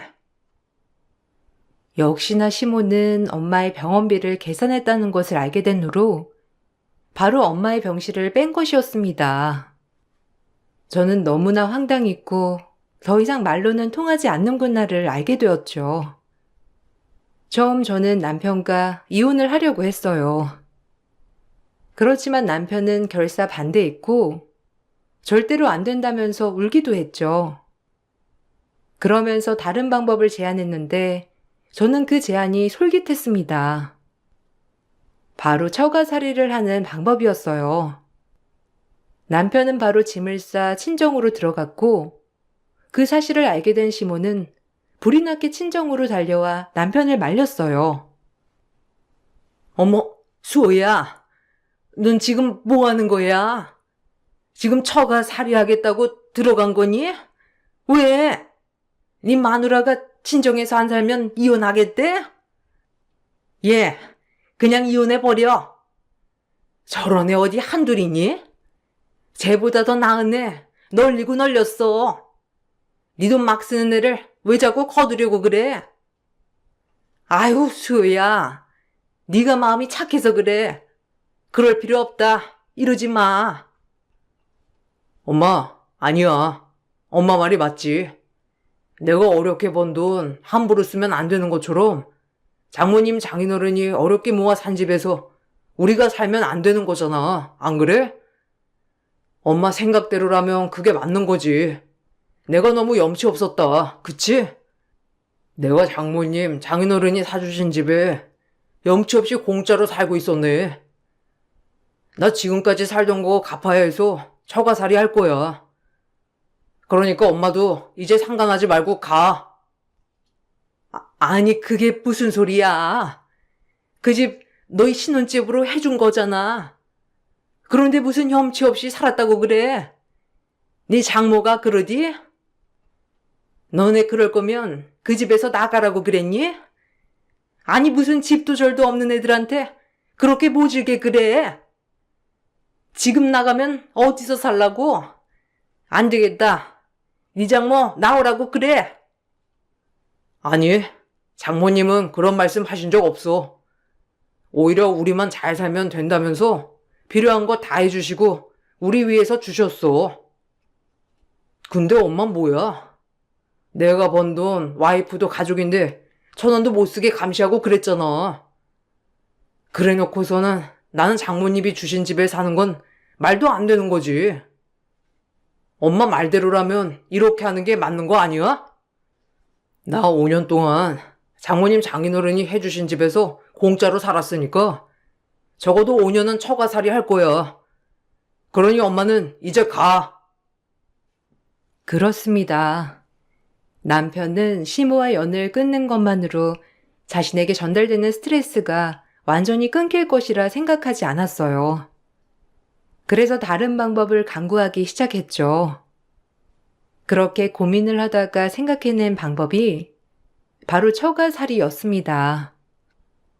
남편은 시모가 저에게 계속 언급을 했던 것처럼 어렵게 한쪽이 외벌이로 살고 있으니 남편의 돈을 함부로 쓰지 말아야 한다는 것처럼 저희가 살고 있는 집 역시 친정에서 모두 해주셨기 때문에 공짜로 살면 안 된다고 말을 했던 것입니다.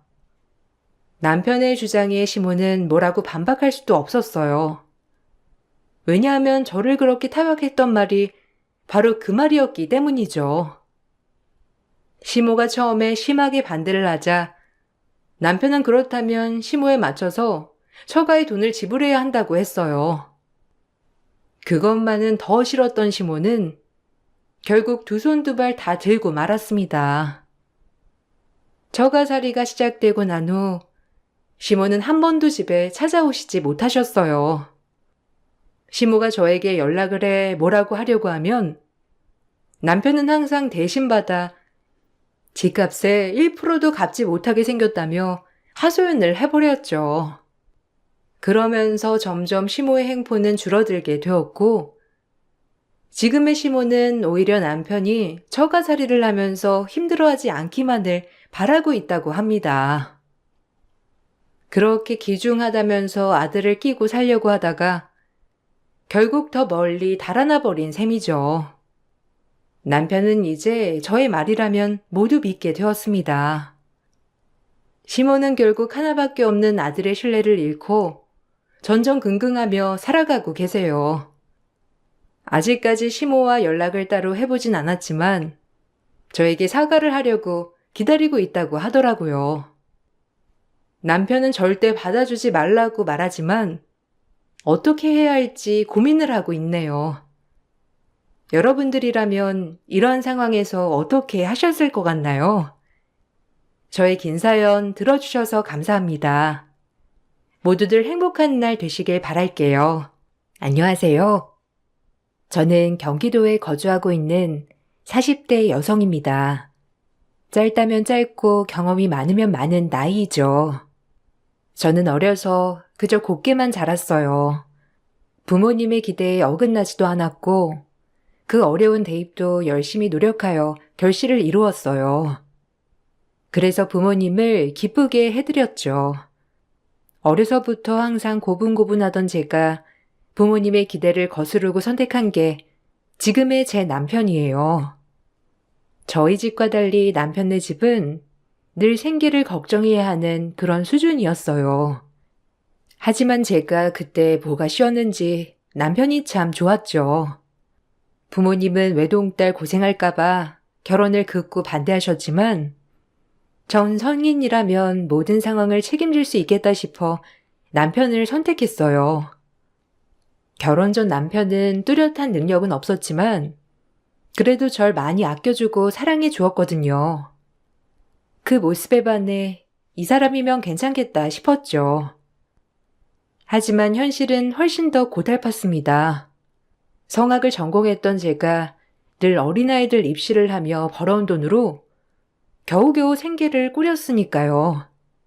남편은 고졸 출신이었지만 다니던 직장을 번번이 그만두며 늘 이리저리 다른 일을 할 궁리만 세웠죠. 이런 게 반복이 되자 사이가 좋던 저희 부부도 점점 금이 가기 시작하였어요. 돈 앞에 장사가 없더라고요. 늘 반복되는 싸움이었죠. 언제까지 이렇게 놀고만 있을 거야? 일을 해야지. 내가 벌어오는 돈으로 계속 감당이 안 되잖아. 철수 씨네 공장에서 사람 구한다고 하지 않았어? 거기라도 지원해 보는 게 어때? 그래도 남자가 번듯한 직장이 있어야지 가장인데. 구할 거야. 아직 나이도 어리고 창창한데 뭐가 걱정이냐? 넌 너무 곱게만 커서 이 세상을 전혀 몰라. 남자라면 포부가 있어야지. 그리고 우리 엄마도 나한테 이래라 저래라 안 하는데 네가 웬 간섭이야? 아무리 부인이라지만. 뭐? 무슨 말을 그렇게 해? 지금 상황에서 내가 말을 안 하게 생겼어? 나 이번 달에 레슨 학생 2명이나 줄었어. 정말 걱정돼서 그래. 앞으로 이렇게 레슨 한다는 보장도 없는데 자기가 너무 천하태평이니까 내가 이렇게 말하는 거야. 어차피 이래나 저래나 지금 다 적자야. 모든 인생 한 방이다. 기다려. 난 지금 때를 기다리고 있는 것 뿐이니까. 저와 남편이 생활 문제로 투닥거릴 때면 시어머니는 꼭 방문을 열어젖히며 저에게 한 소리 하셨어요. 형편상 분가를 하지 못하고 시어머니와 같이 살았거든요. 시동생도 있었지만 시동생은 일찍이 취업으로 다른 지역에 가 있는 상태였어요. 남편이 왜 이렇게 취직을 안 하면서 기고만장하는지 시어머니를 보면 딱 알겠더라고요. 시어머니는 그저 아들 바보였어요. 뭐든지 아들이 기죽을까봐 늘 저를 나무라고 저를 채찍질 하셨죠. 사실 남편과의 관계보다도 이런 시어머니와 사는 게 참 힘들더라고요. 매번 저만 제 정상이 아닌 느낌이 들었으니까요. 하지만 남편은 철저히 제 편이 되어주지 못했습니다. 네가 잘나면 얼마나 잘났다고 남자 기를 죽이니? 그러니까 우리 상철이가 될 일도 안 되는 거다.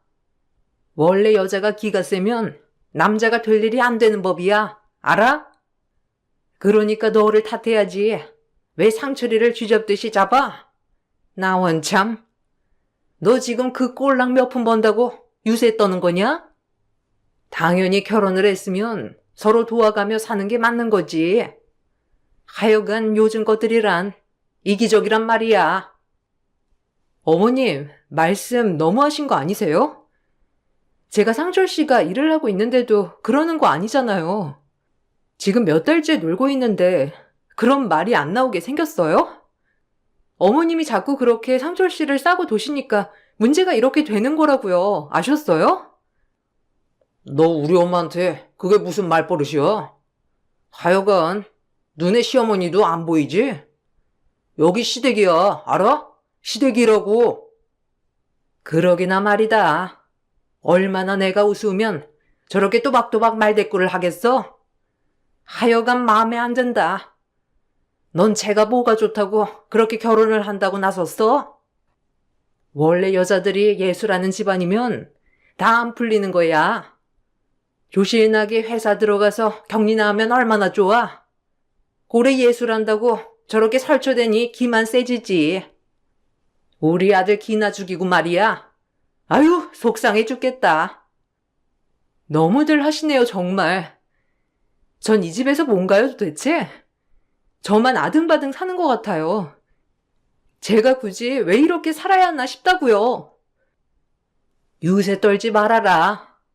옛날엔 서방이 과거 시험 본다고 공부하면 여자들이 삭바느질 하면서 먹여 살렸어. 그냥 그러려니 해. 정말 어이가 없었어요. 뭐 때문에 이렇게 살아가지 싶었어요. 하지만 친정 부모님한테 손을 벌릴 순 없었어요. 그건 곧 죽어도 할 수 없었거든요.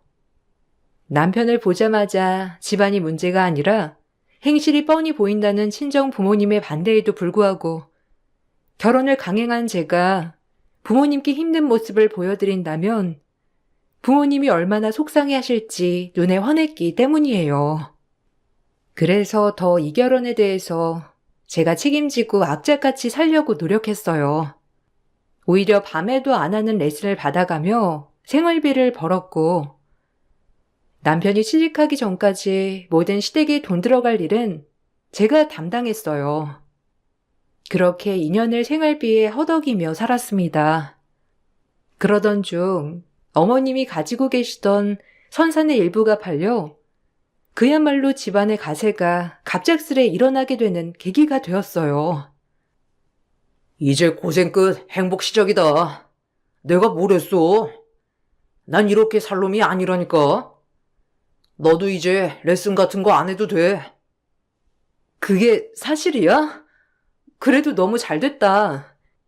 우리 진짜 쪼들렸는데 숨 쉴 구멍은 있어진 거잖아. 너무 다행이야. 무슨 소리야? 너는 레슨은 그대로 해야지. 일하다 안 하면 병난다. 그러니까 넌 하던 일 계속해라. 집에서 놀 생각 말고. 요즘엔 여자도 다 직장 생활하는 추세인데 집에서 놀아봐 퍼지기만 하지. 그러니까 넌 하던 일 해. 엄마, 나 이제 그럼 사업 미천 대주는 거야? 진짜 나 해보고 싶었던 사업이 있는데 그 정도 밀어줄 여건은 되지? 당연하지. 우리 장남인데 엄마가 뭔들 못해주랴? 이게 다 네 거야. 그러니까 걱정 말고 아주 기똥찬 아이디어나 물어와. 한순간에 들뜨는 시어머니와 남편이 참 걱정이 되더라고요. 그리고 시어머니는 제가 집에서 노는 꼴이 못마땅한지 절대적으로 일을 하게 하셨죠. 저 역시 여유가 되어도 일은 계속하려고 했기 때문에 딱히 이 부분에 있어서 트러블은 없었지만 내심 섭섭하더라고요.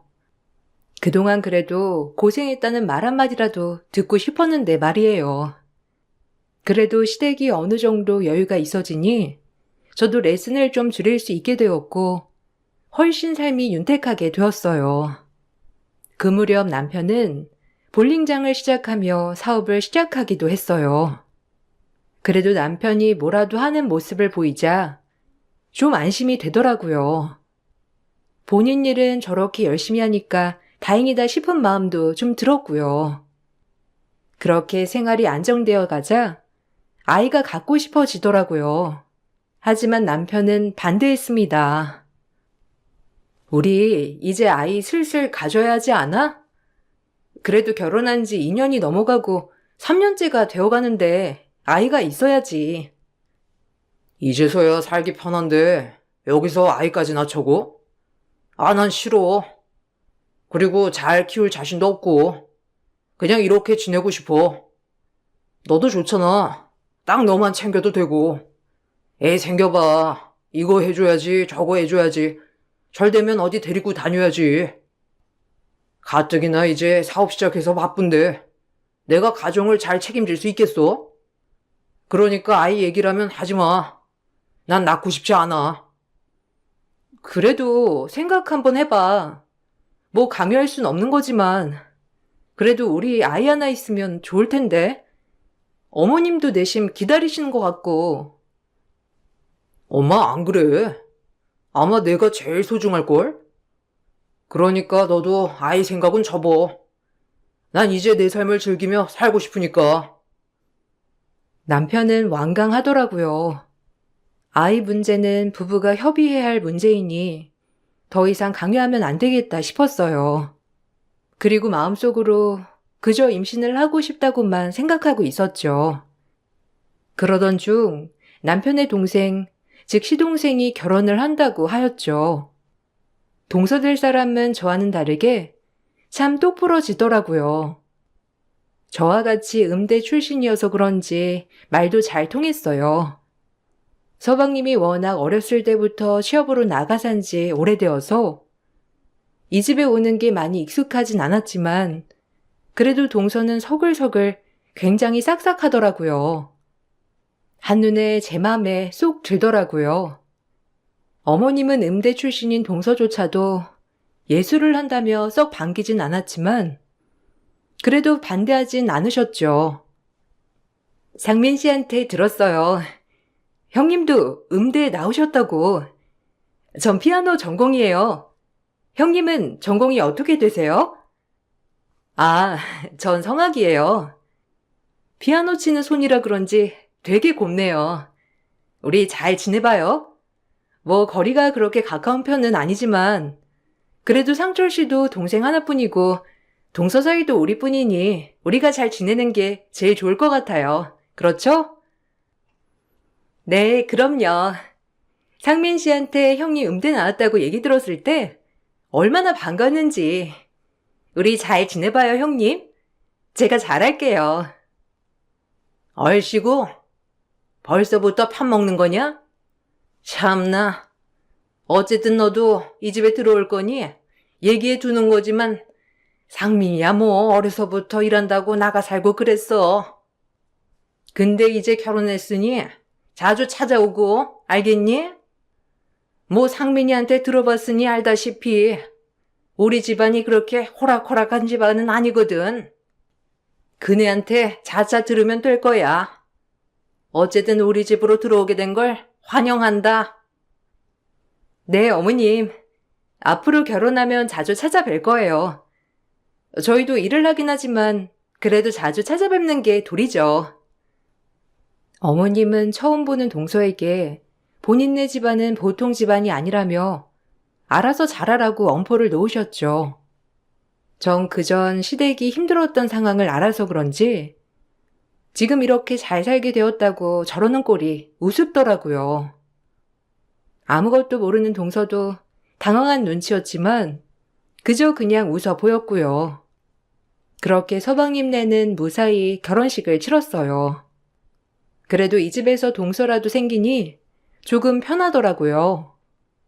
워낙 외동이기도 하고 여자 형제를 가져보는 게 소원이어서 그런지 동서는 곧잘 말도 통하고 저와 친하게 지내기 시작했죠. 제가 성악 레슨을 하는 걸 알아서 본인 피아노 학원에서 성악할 친구들을 소개해주기도 했고요. 저한테 정말 고마운 기인이었어요. 그렇게 동서한테는 미주알 고주알 제 고민 얘기 깊이 할 수 있는 사이가 되었어요.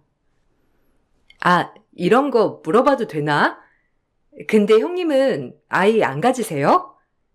결혼한 지 몇 년 되시기도 했고, 딱 보면 아이 좋아하는 것 같은데? 아, 뭐, 가지고야 싶은데, 아직 상철 씨가 마음의 여유가 없나 봐. 그래서 그냥 좀 미루고 있어. 동서는? 저희도 이제 막 결혼해서 아직은 생각이 없긴 한데, 그래도 형님이 먼저 생기면 더 좋겠어요. 아이를 그렇게 좋아하시는데. 아니야, 내 생각 전혀 안 해도 돼. 동서는 아이 갖고 싶으면 먼저 가져. 내가 우리 조카 태어나면 예뻐해 줄 테니까. 동서는 웃어 보였지만 제 걱정을 하는 눈빛이었죠. 아무래도 종종 동선의 피아노 학원에 가면 제가 아이들을 많이 예뻐하였기에 동서도 제가 빨리 아이를 가졌으면 좋겠다고 생각하는 것 같았어요. 그렇게 친한 친구이자 동생이 생겼다고 좋아했었죠. 그 무렵 저에게도 깊은 고민이 생겼답니다. 남편이 볼링장을 하면서 너무 바빠지기 시작했고, 그러면서 저희 부부가 이야기할 시간조차 없이 늘 남편은 밖으로 나돌기 시작하더라고요. 사업하니까 그럴 수 있지라고 넘겼던 모든 부분들에 의심이 생기면서 균열이 시작되고 있었죠. 밤늦게 들어오는 것은 물론이며 핸드폰에 걸어놓은 잠금화면, 그리고 새벽에 나가서 몰래 받는 전화, 하나하나 의심스러웠어요. 전 남편을 떠보기로 하였고, 남편은 제가 떠보자 저를 보며 길길이 날뛰더라고요. 당신 요새 뭐하고 다니는 거야? 통 늦게 들어오고 전화도 잘 안 받고 매번 누구랑 그렇게 통화를 하는지 수상하네?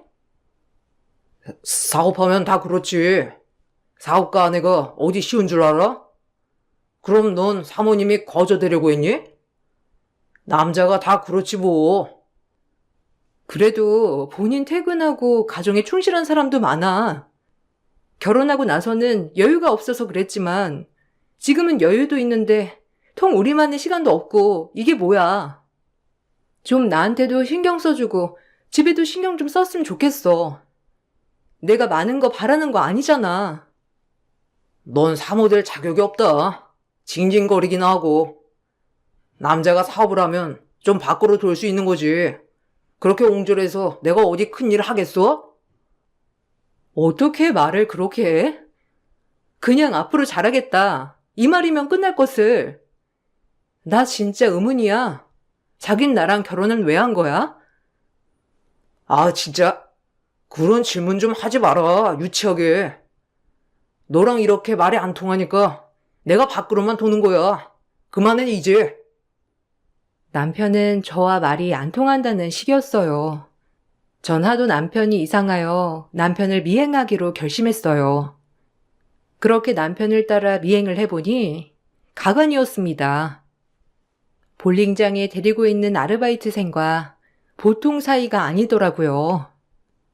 아침에도 그 친구를 데리러 갔다가 끝나고 데려다주는 모습, 그리고 연인이어서 자연스레 나오는 모습까지 정말 심장이 떨어질 뻔했죠.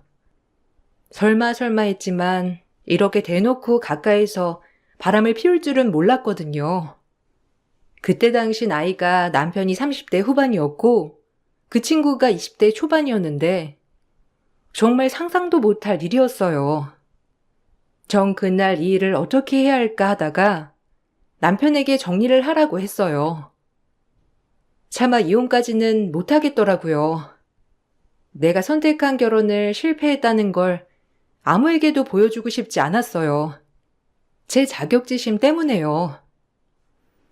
나 다 봤어. 아까 볼링장에서 그 카운터 아르바이트 하는 친구랑 무슨 사이야? 어떻게 그렇게 다정할 수가 있어? 아, 뭐가? 네가 넘지 말아야 할 선을 넘었네. 그리고 너 나 미행했어? 이제 하다 미행도 하지? 이제 레슨 좀 줄이니까 할 일이 없어? 어디 서방님 출근하고 일하는데 감히 뒤를 밟아? 너 그거 너네 집구석에서 그렇게 가르쳤냐? 뭐라고? 지금 내가 잘못했다는 거야? 사실대로 말해. 걔랑 언제부터 만났던 거야? 깊은 사이 아니면 빨리 정리해. 정리? 하, 너도 참 별 수 없구나. 너처럼 맨날 바락바락 따지는 애만 보다가 그렇게 고분고분한 애 보니까 얼마나 좋던지. 여자애가 그런 맛이 있어야지. 매번 날 가르치는 네 말투 진짜 별로야. 이왕 이렇게 된 거 너도 새 출발해. 어차피 우리 사이에 애도 없잖아. 위자료는 줄 만큼 줄게. 그러니까 그냥 이대로 조용히 정리하자. 너도 못 살겠잖아. 뭐? 위자료? 지금 잘못했다고 빌어도 모자랄 판에 지금 나한테 이혼을 요구하는 거야? 감히? 바람 피운 주제에? 어차피 너도 나 지겹잖아. 그러니까 깔끔히 끝내자. 이왕 이렇게 된 거. 네가 먼저 우리 관계를 망친 거야. 난 이렇게 조용히 넘어가려 했는데 네가 들쑤셨잖아. 그러니까 그냥 이렇게 들쑤신 김에 이혼해. 나도 좀 새 출발 좀 해보자. 남편의 말에 어이가 없더라고요. 방귀 낀 놈이 성내는 것도 아니고 오히려 제가 이 관계를 망쳤다며 이혼을 하자고 나오더라고요. 제 인생 남편을 만나고 시련이 있다고 생각했지만 가장 큰 시련이었어요. 어느 하나 믿을 수도 없고 이렇게 뒤통수 맞은 기분이었거든요. 자기들 돈 없을 땐 그렇게 내 돈으로 생활하다가 이제 여유 있으니까 바로 딴짓을 하는 모습을 보니 정말 처량하기 그지없더라고요. 전 절대 너 좋을 대로 살게 하지 않겠다는 생각하며 끝까지 이혼을 보류했어요. 남들은 미련하다 할지라도 남편이 행복하게 새 출발하는 걸 보고 싶지 않더라고요. 그렇게 전 계속해서 이혼을 버텼죠. 제가 그러자 시어머니도 어느새 남편과 한 몸이 되어 이혼을 종용하셨어요. 그저 이 집에서 저는 천덕꾸러기 신세가 되었어요. 속상한 하루하루였죠. 그렇게 우리 아들 아낄 막으니 좋으냐? 아니 상철이가 싫다잖아. 그런 걸 붙잡고 있고 싶어? 그냥 이혼하라고. 아니요. 누구 좋으라고 제가 이혼을 해요? 꼴랑 위자료 3천 지어준다고 제가 이혼할 것 같아요? 웃기지 마요. 절대 안 해줄 거니까. 니까짓 게 감히? 나이도 많고 너는 끌렀어. 그냥 이혼해. 3천이라도 지어준다고 할 때 빠지란 말이야. 절대 못해요. 3억을 가져다 줘도 이혼 안 하니까 그런 줄 아세요. 제가 저 이렇게 되고 상철 씨 행복하게 바랄 것 같아요? 제가 절대 이혼은 안 해주겠다고 하자 시어머니는 혀를 차며 저를 욕하셨고 전 그럼에도 불구하고 꿋꿋이 버텨냈습니다. 남편은 오히려 제가 외도 사실을 알아내자 대놓고 외박을 하거나 집에 안 들어오는 날도 허다했죠. 아주 뻔뻔하게 말이에요. 전 모든 걸 참아냈어요. 제가 계속해서 버티고 이혼을 해주지 않자 남편은 무슨 꿍꿍이가 있는 듯이 절 비웃으며 얘기했어요. 네가 언제까지 버티나 보자. 넌 이혼해주게 되어 있어. 알아? 어디 계속 버텨봐. 너만 힘들지. 참나, 끈질긴 것. 그래, 어디 너도 마음대로 해. 내가 이혼 안 해주면 너흰 상간 연놈들이야. 절대 이혼 못 해줘. 평생 그러고 살아, 숨어서. 그렇게 늘 피 터지는 하루하루가 지났죠. 그러던 중 남편이 깔깔거리며 집에 들어오더라고요. 늘 외박을 일삼던 사람이었기 때문에 무슨 일인지 싶어 거실에 나와보니 저에게 사진을 뿌려대더라고요. 그리고 그 사진을 제가 보고 경악을 했어요. 사진에는 저와 학부모 아버님과 아이 때문에 면담을 나누는 모습, 그리고 아이가 제 레슨 덕분에 대회에서 상을 타서 아버님이 감사하다고 저에게 선물을 건네는 모습까지 다 찍혀 있었어요. 교묘하게 학부모님의 어머님은 편집해서 저와 학부모님 아버님만 나오게 말이죠. 아주 치졸한 방법이었습니다. 그리고 저에게 이혼 소송을 걸 거라고 하더군요. 어이가 없고 어처구니가 없었죠. 네가 이혼 안 해주니까 내가 걸어야지. 너 이 사진들로 내가 5천만 원 이혼 소송 낼 거야. 그러니까 기다려. 알겠어? 뭐? 이 사진 가지고 이혼이 가능할 거라고 생각해? 그리고 학부모님이야. 근데 어떻게 이런 사진들을 내 뒷조사했니? 걱정 마. 어떻게 해서든지 엮어서 이혼할 거니까. 이 화상아, 3천 줄 때 도장 찍었어야지. 버티고 버티다 이게 무슨 꼴이니? 아, 당신 정말 내가 알던 김상철 맞아? 걔가 그렇게 좋니? 나랑 한 약속 모두를 저버릴 만큼 그렇게 좋다는 거야? 그래, 너랑 살기 지긋지긋해. 그리고 너도 학부모 밤에 만나는 건 좀 아니지 않아? 내가 어떻게 알아? 너도 바람났을지. 내 레슨이 늦게 끝나는 거 알잖아. 뭘 알면서 그래? 한번 해보자. 어디 누가 이기나. 당신 같은 사람 정말 끔찍하다 이제. 믿음이 얼마 남지 않은 남편이긴 했으나 정말 모든 기대감이 사라지더라고요. 그리고 정말 지치고 모든 걸 포기하고 싶었어요. 하다하다 날 유책 배우자로 만들어서 어떻게 해서든지 이혼을 하겠다는 남편의 모습을 보니 정말 진절머리가 쳐지더라고요. 전 그렇게 남편이 소송대로 이혼 소송을 위해 싸워나가기 시작했어요. 남편은 이제 저를 떼어낼 수 있다는 것처럼 좋아하더라고요. 그렇게 법정에 둘이 나란히 서게 되었어요. 저도 이대로는 당할 수가 없어 그동안 모았던 남편의 불륜 증거 자료들을 제출했어요. 이제 버티기가 아닌 네 인생 박살내주마라는 마인드로 소송에 임했어요. 그리고 모든 것들을 동원하여 싸우기 시작하였죠. 그리고 순간 법정에 선 동서가 시집 전체를 휘청거리게 할 대폭로전을 펼쳤어요. 그 동서의 한마디로 남편과 시어머니는 얼굴이 굳기 시작하고 전 박장대소를 터뜨렸습니다. 그리고 급격히 소송의 주도권은 저에게 기울기 시작하더라고요. 저희 아주버님에겐 숨겨진 딸이 있어요. 상간녀 사이에서 낳은 딸이죠. 저희 형님은 그것도 모르시고 가정을 지켜내려고 애쓰셨습니다.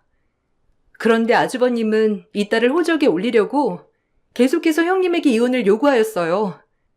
하지만 본인이 유책 배우자이기 때문에 이혼 소송을 걸 수 없게 되자 형님의 일거수일투족을 감시하여 어떻게 해서든지 이런 사진들을 만들어서 제출한 거예요.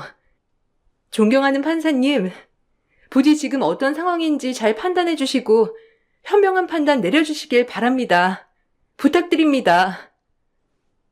동서는 증인석에 진출하여 저렇게 진술을 하였어요. 사실 남편에게는 그 상간녀 사이에서 낳은 자식이 있었고 꽤 오래전부터 저에게 이걸 숨기고 있었어요. 하지만 시어머니와 남동생한테는 보여줬다고 하더라고요. 시동생은 본인 부인한테 이 얘기를 직접 했고요. 제가 그렇게 아이를 바라는데도 남편이 아이를 안 낳는 이유가 이거라고 생각이 든 동서는 같은 여자로서 그리고 좋아했던 형님이 이렇게 당하는 꼴을 보고만 있을 수는 없다고 생각했던 거죠. 그리고 남편도 저와 이혼을 마무리하고 그 상간녀와 아이를 데리고 새 출발을 하려고 저에게 그렇게 이혼을 종용한 거였더라고요. 아이가 커감에 따라 빨리 호적에 올려야 하니 저에게 유책 배우자라는 누명을 씌워서 이혼 소송까지 걸었던 거고요. 정말 어이가 없었습니다. 바람 피우고 허튼 짓 하고 다니는 건 알았는데 자식이 있다니. 그리고 이걸 모두 눈 감아주는 시어머니, 참 기가 막혔죠. 시어머니인 동서의 말이 끝나자 법정에서 쌍욕을 하더라고요. 결국 쌍욕을 하다 끌려 나가셨지만요. 남편 또한 소리를 지르고 난리가 났어요. 그야말로 아수라장이었어요. 너 어디서 주둥이를 함부로 놀려? 지금 여기가 어디라고? 네가 감히 우리 집에 시집 와서 제 편을 드는 거야? 내가 처음부터 마음에 안 들었어 아주. 같은 음대 출신이라고 꽁꽁 붙어서. 아유, 내가 미쳤지. 저런 애들 둘이나 며느리로 들이고. 너 내가 가만히 있을 줄 알아? 우리 둘째도 너랑 이혼시킬 거니까 그런 줄 알아. 네가 그 말을 하고도 우리 집에 붙어 있으려고 해? 거참 조용히 하세요. 안 그럼 퇴정시킵니다. 여기가 어디라고 큰 소리를 치십니까? 참나, 당장 안고 가만히 계세요. 어머님도 그러는 거 아니죠. 같은 여자로서. 저 이혼해도 상관없어요. 어떻게 사람 하나 이렇게 처참하게 만들 수가 있어요? 이런 집이라면 제가 사양하겠네요. 저희가 뭐가 아쉬워서 이런 집에 붙어 있으려 하겠어요. 어디 하나 배운 구석이 없는 집구석인데. 뭐야? 저기 둘이 쌍으로 날 능욕해? 너 내가 이혼 안 시키나 봐라. 너 같은 거 며느리로도 필요 없어. 어쩜 저래 애들이? 이건 모함이에요. 재수 씨는 처음부터 저 집사랑이랑 워낙 친하고 각별했다고요. 말도 안 되는 거짓말이라고요. 지금 거짓말하시면 더 큰 벌을 받게 됩니다. 말씀 똑바로 하세요. 증인, 혹시 지금 한 증언이 거짓은 아닌가요? 제 모든 걸 걸고 말씀드립니다. 절대 한 채 거짓도 없음을 말이에요. 저 사람들이 지금 거짓말을 하고 있는 거라고요.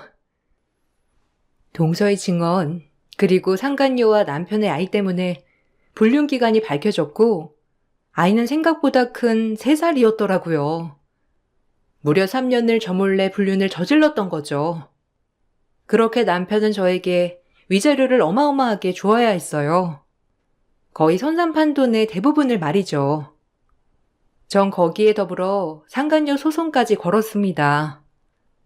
혼외자까지 낳은 상간녀는 이 소송을 절대 피할 수 없었고 저에게 참패하고 말았죠. 그리고 저에 대해 학부모와 그런 사이라고 누명을 씌운 허위사실 유포죄를 적용하여 이것 또한 벌금형을 맞았습니다. 남편의 재산이 저에게 거의 넘어오자 상간녀는 태도가 돌변했다고 해요. 그리고 다행히 그 집구석에서 서방님은 정상이어서 그런지 동서 보고 잘했다고 해주었다고 했죠. 잘했어. 나도 엄마랑 형 마음에 안 들었어. 양심이 있어야지 인간들이.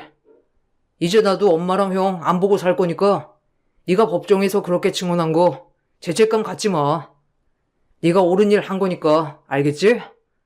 난 너만 있으면 돼. 그러니까 신경 쓰지 마. 미안해.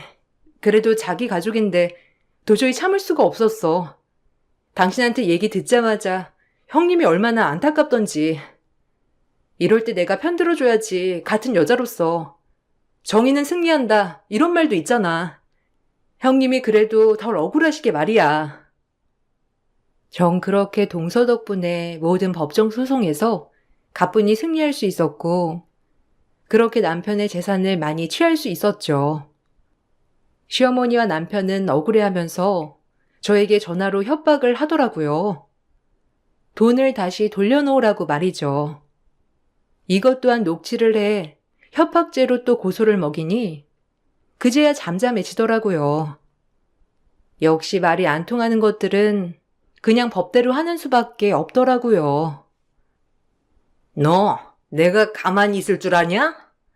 당장 돈 내와. 네가 가당키나 해? 그 많은 돈이? 나 5천만 원 먹고 떨어져 당장. 너 때문에 내 인생 종쳤어. 그러니까 당장 돈 보내. 내가 그 돈 없으면 어떤지 네가 제일 잘 알 거 아니야.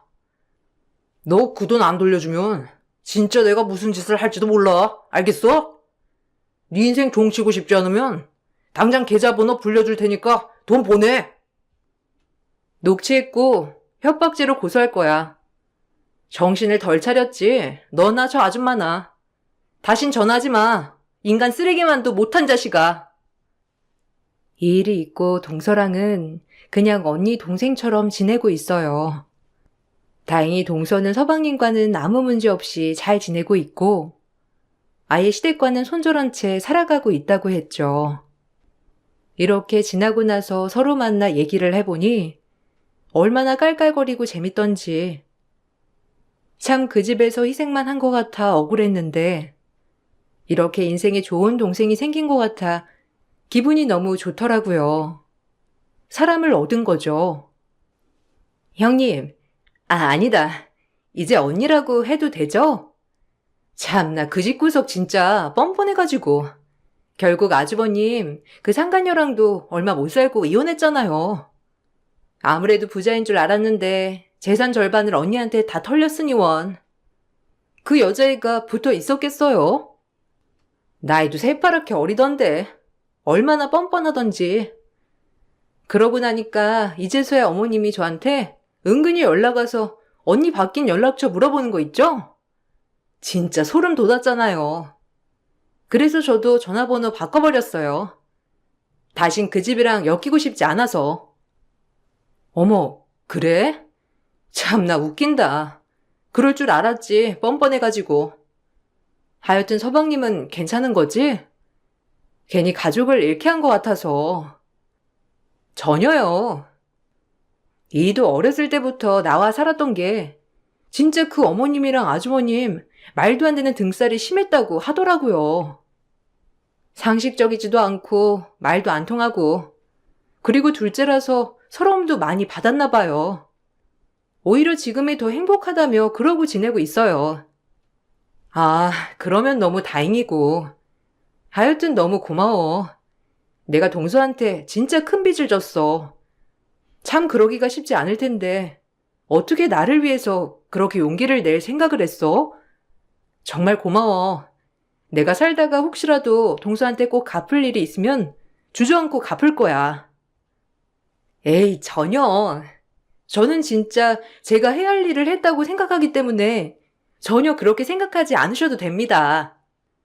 그냥 이렇게 앞으로도 평생 친구처럼 때론 언니처럼 지내도록 해요. 전 언니가 생긴 것 같아 너무 좋거든요. 알겠죠?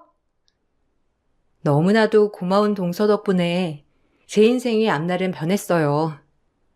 그때 당시 미련하게 버티기만 했던 제 자신이 저를 사랑해주며 이젠 자신감 있게 살기도 하고 있고 친정 부모님한테는 불효를 저질렀지만 지금은 친정 부모님도 저를 다 이해해 주셔서 새 식구 알콩달콩 살고 있답니다. 그리고 대학원을 진학하여 지금은 대학교에서 외부 강사로 아이들의 성악을 지도하고 있어요. 저를 위해 투자하고 공부하다 보니 더 좋은 일이 생기더라고요. 워낙에 아이들을 좋아하다 보니 가르친 일도 너무 적성에 맞고요. 조금 더 경력을 쌓아서 다음번엔 정교수 임용에 도전해 보려고 하고 있어요. 이렇게 꿈을 펼쳐나가는 지금이 얼마나 행복한지. 어린 나이 철없게 아무것도 몰라 실패하지 말자 버티자라고 생각했던 그 당시 저에게 말해주고 싶어요. 정말 세상엔 행복한 일도 많고 쓸데없는 거에 연연하지 말라고 말이죠. 하지만 그때의 제가 있기에 지금의 제가 있는 거겠죠? 돌이켜보면 후회스럽기도 한 지난날이지만 전 정말 그때의 배움으로 지금 실수하지 않고 살아가려 하는 제 자신이 너무 좋아요. 여러분들도 지나온 날 후회하지 마시고 조금 더 단단해지고 멋진 사람이 되시길 바랍니다. 이만 제 글을 마칠게요. 감사합니다.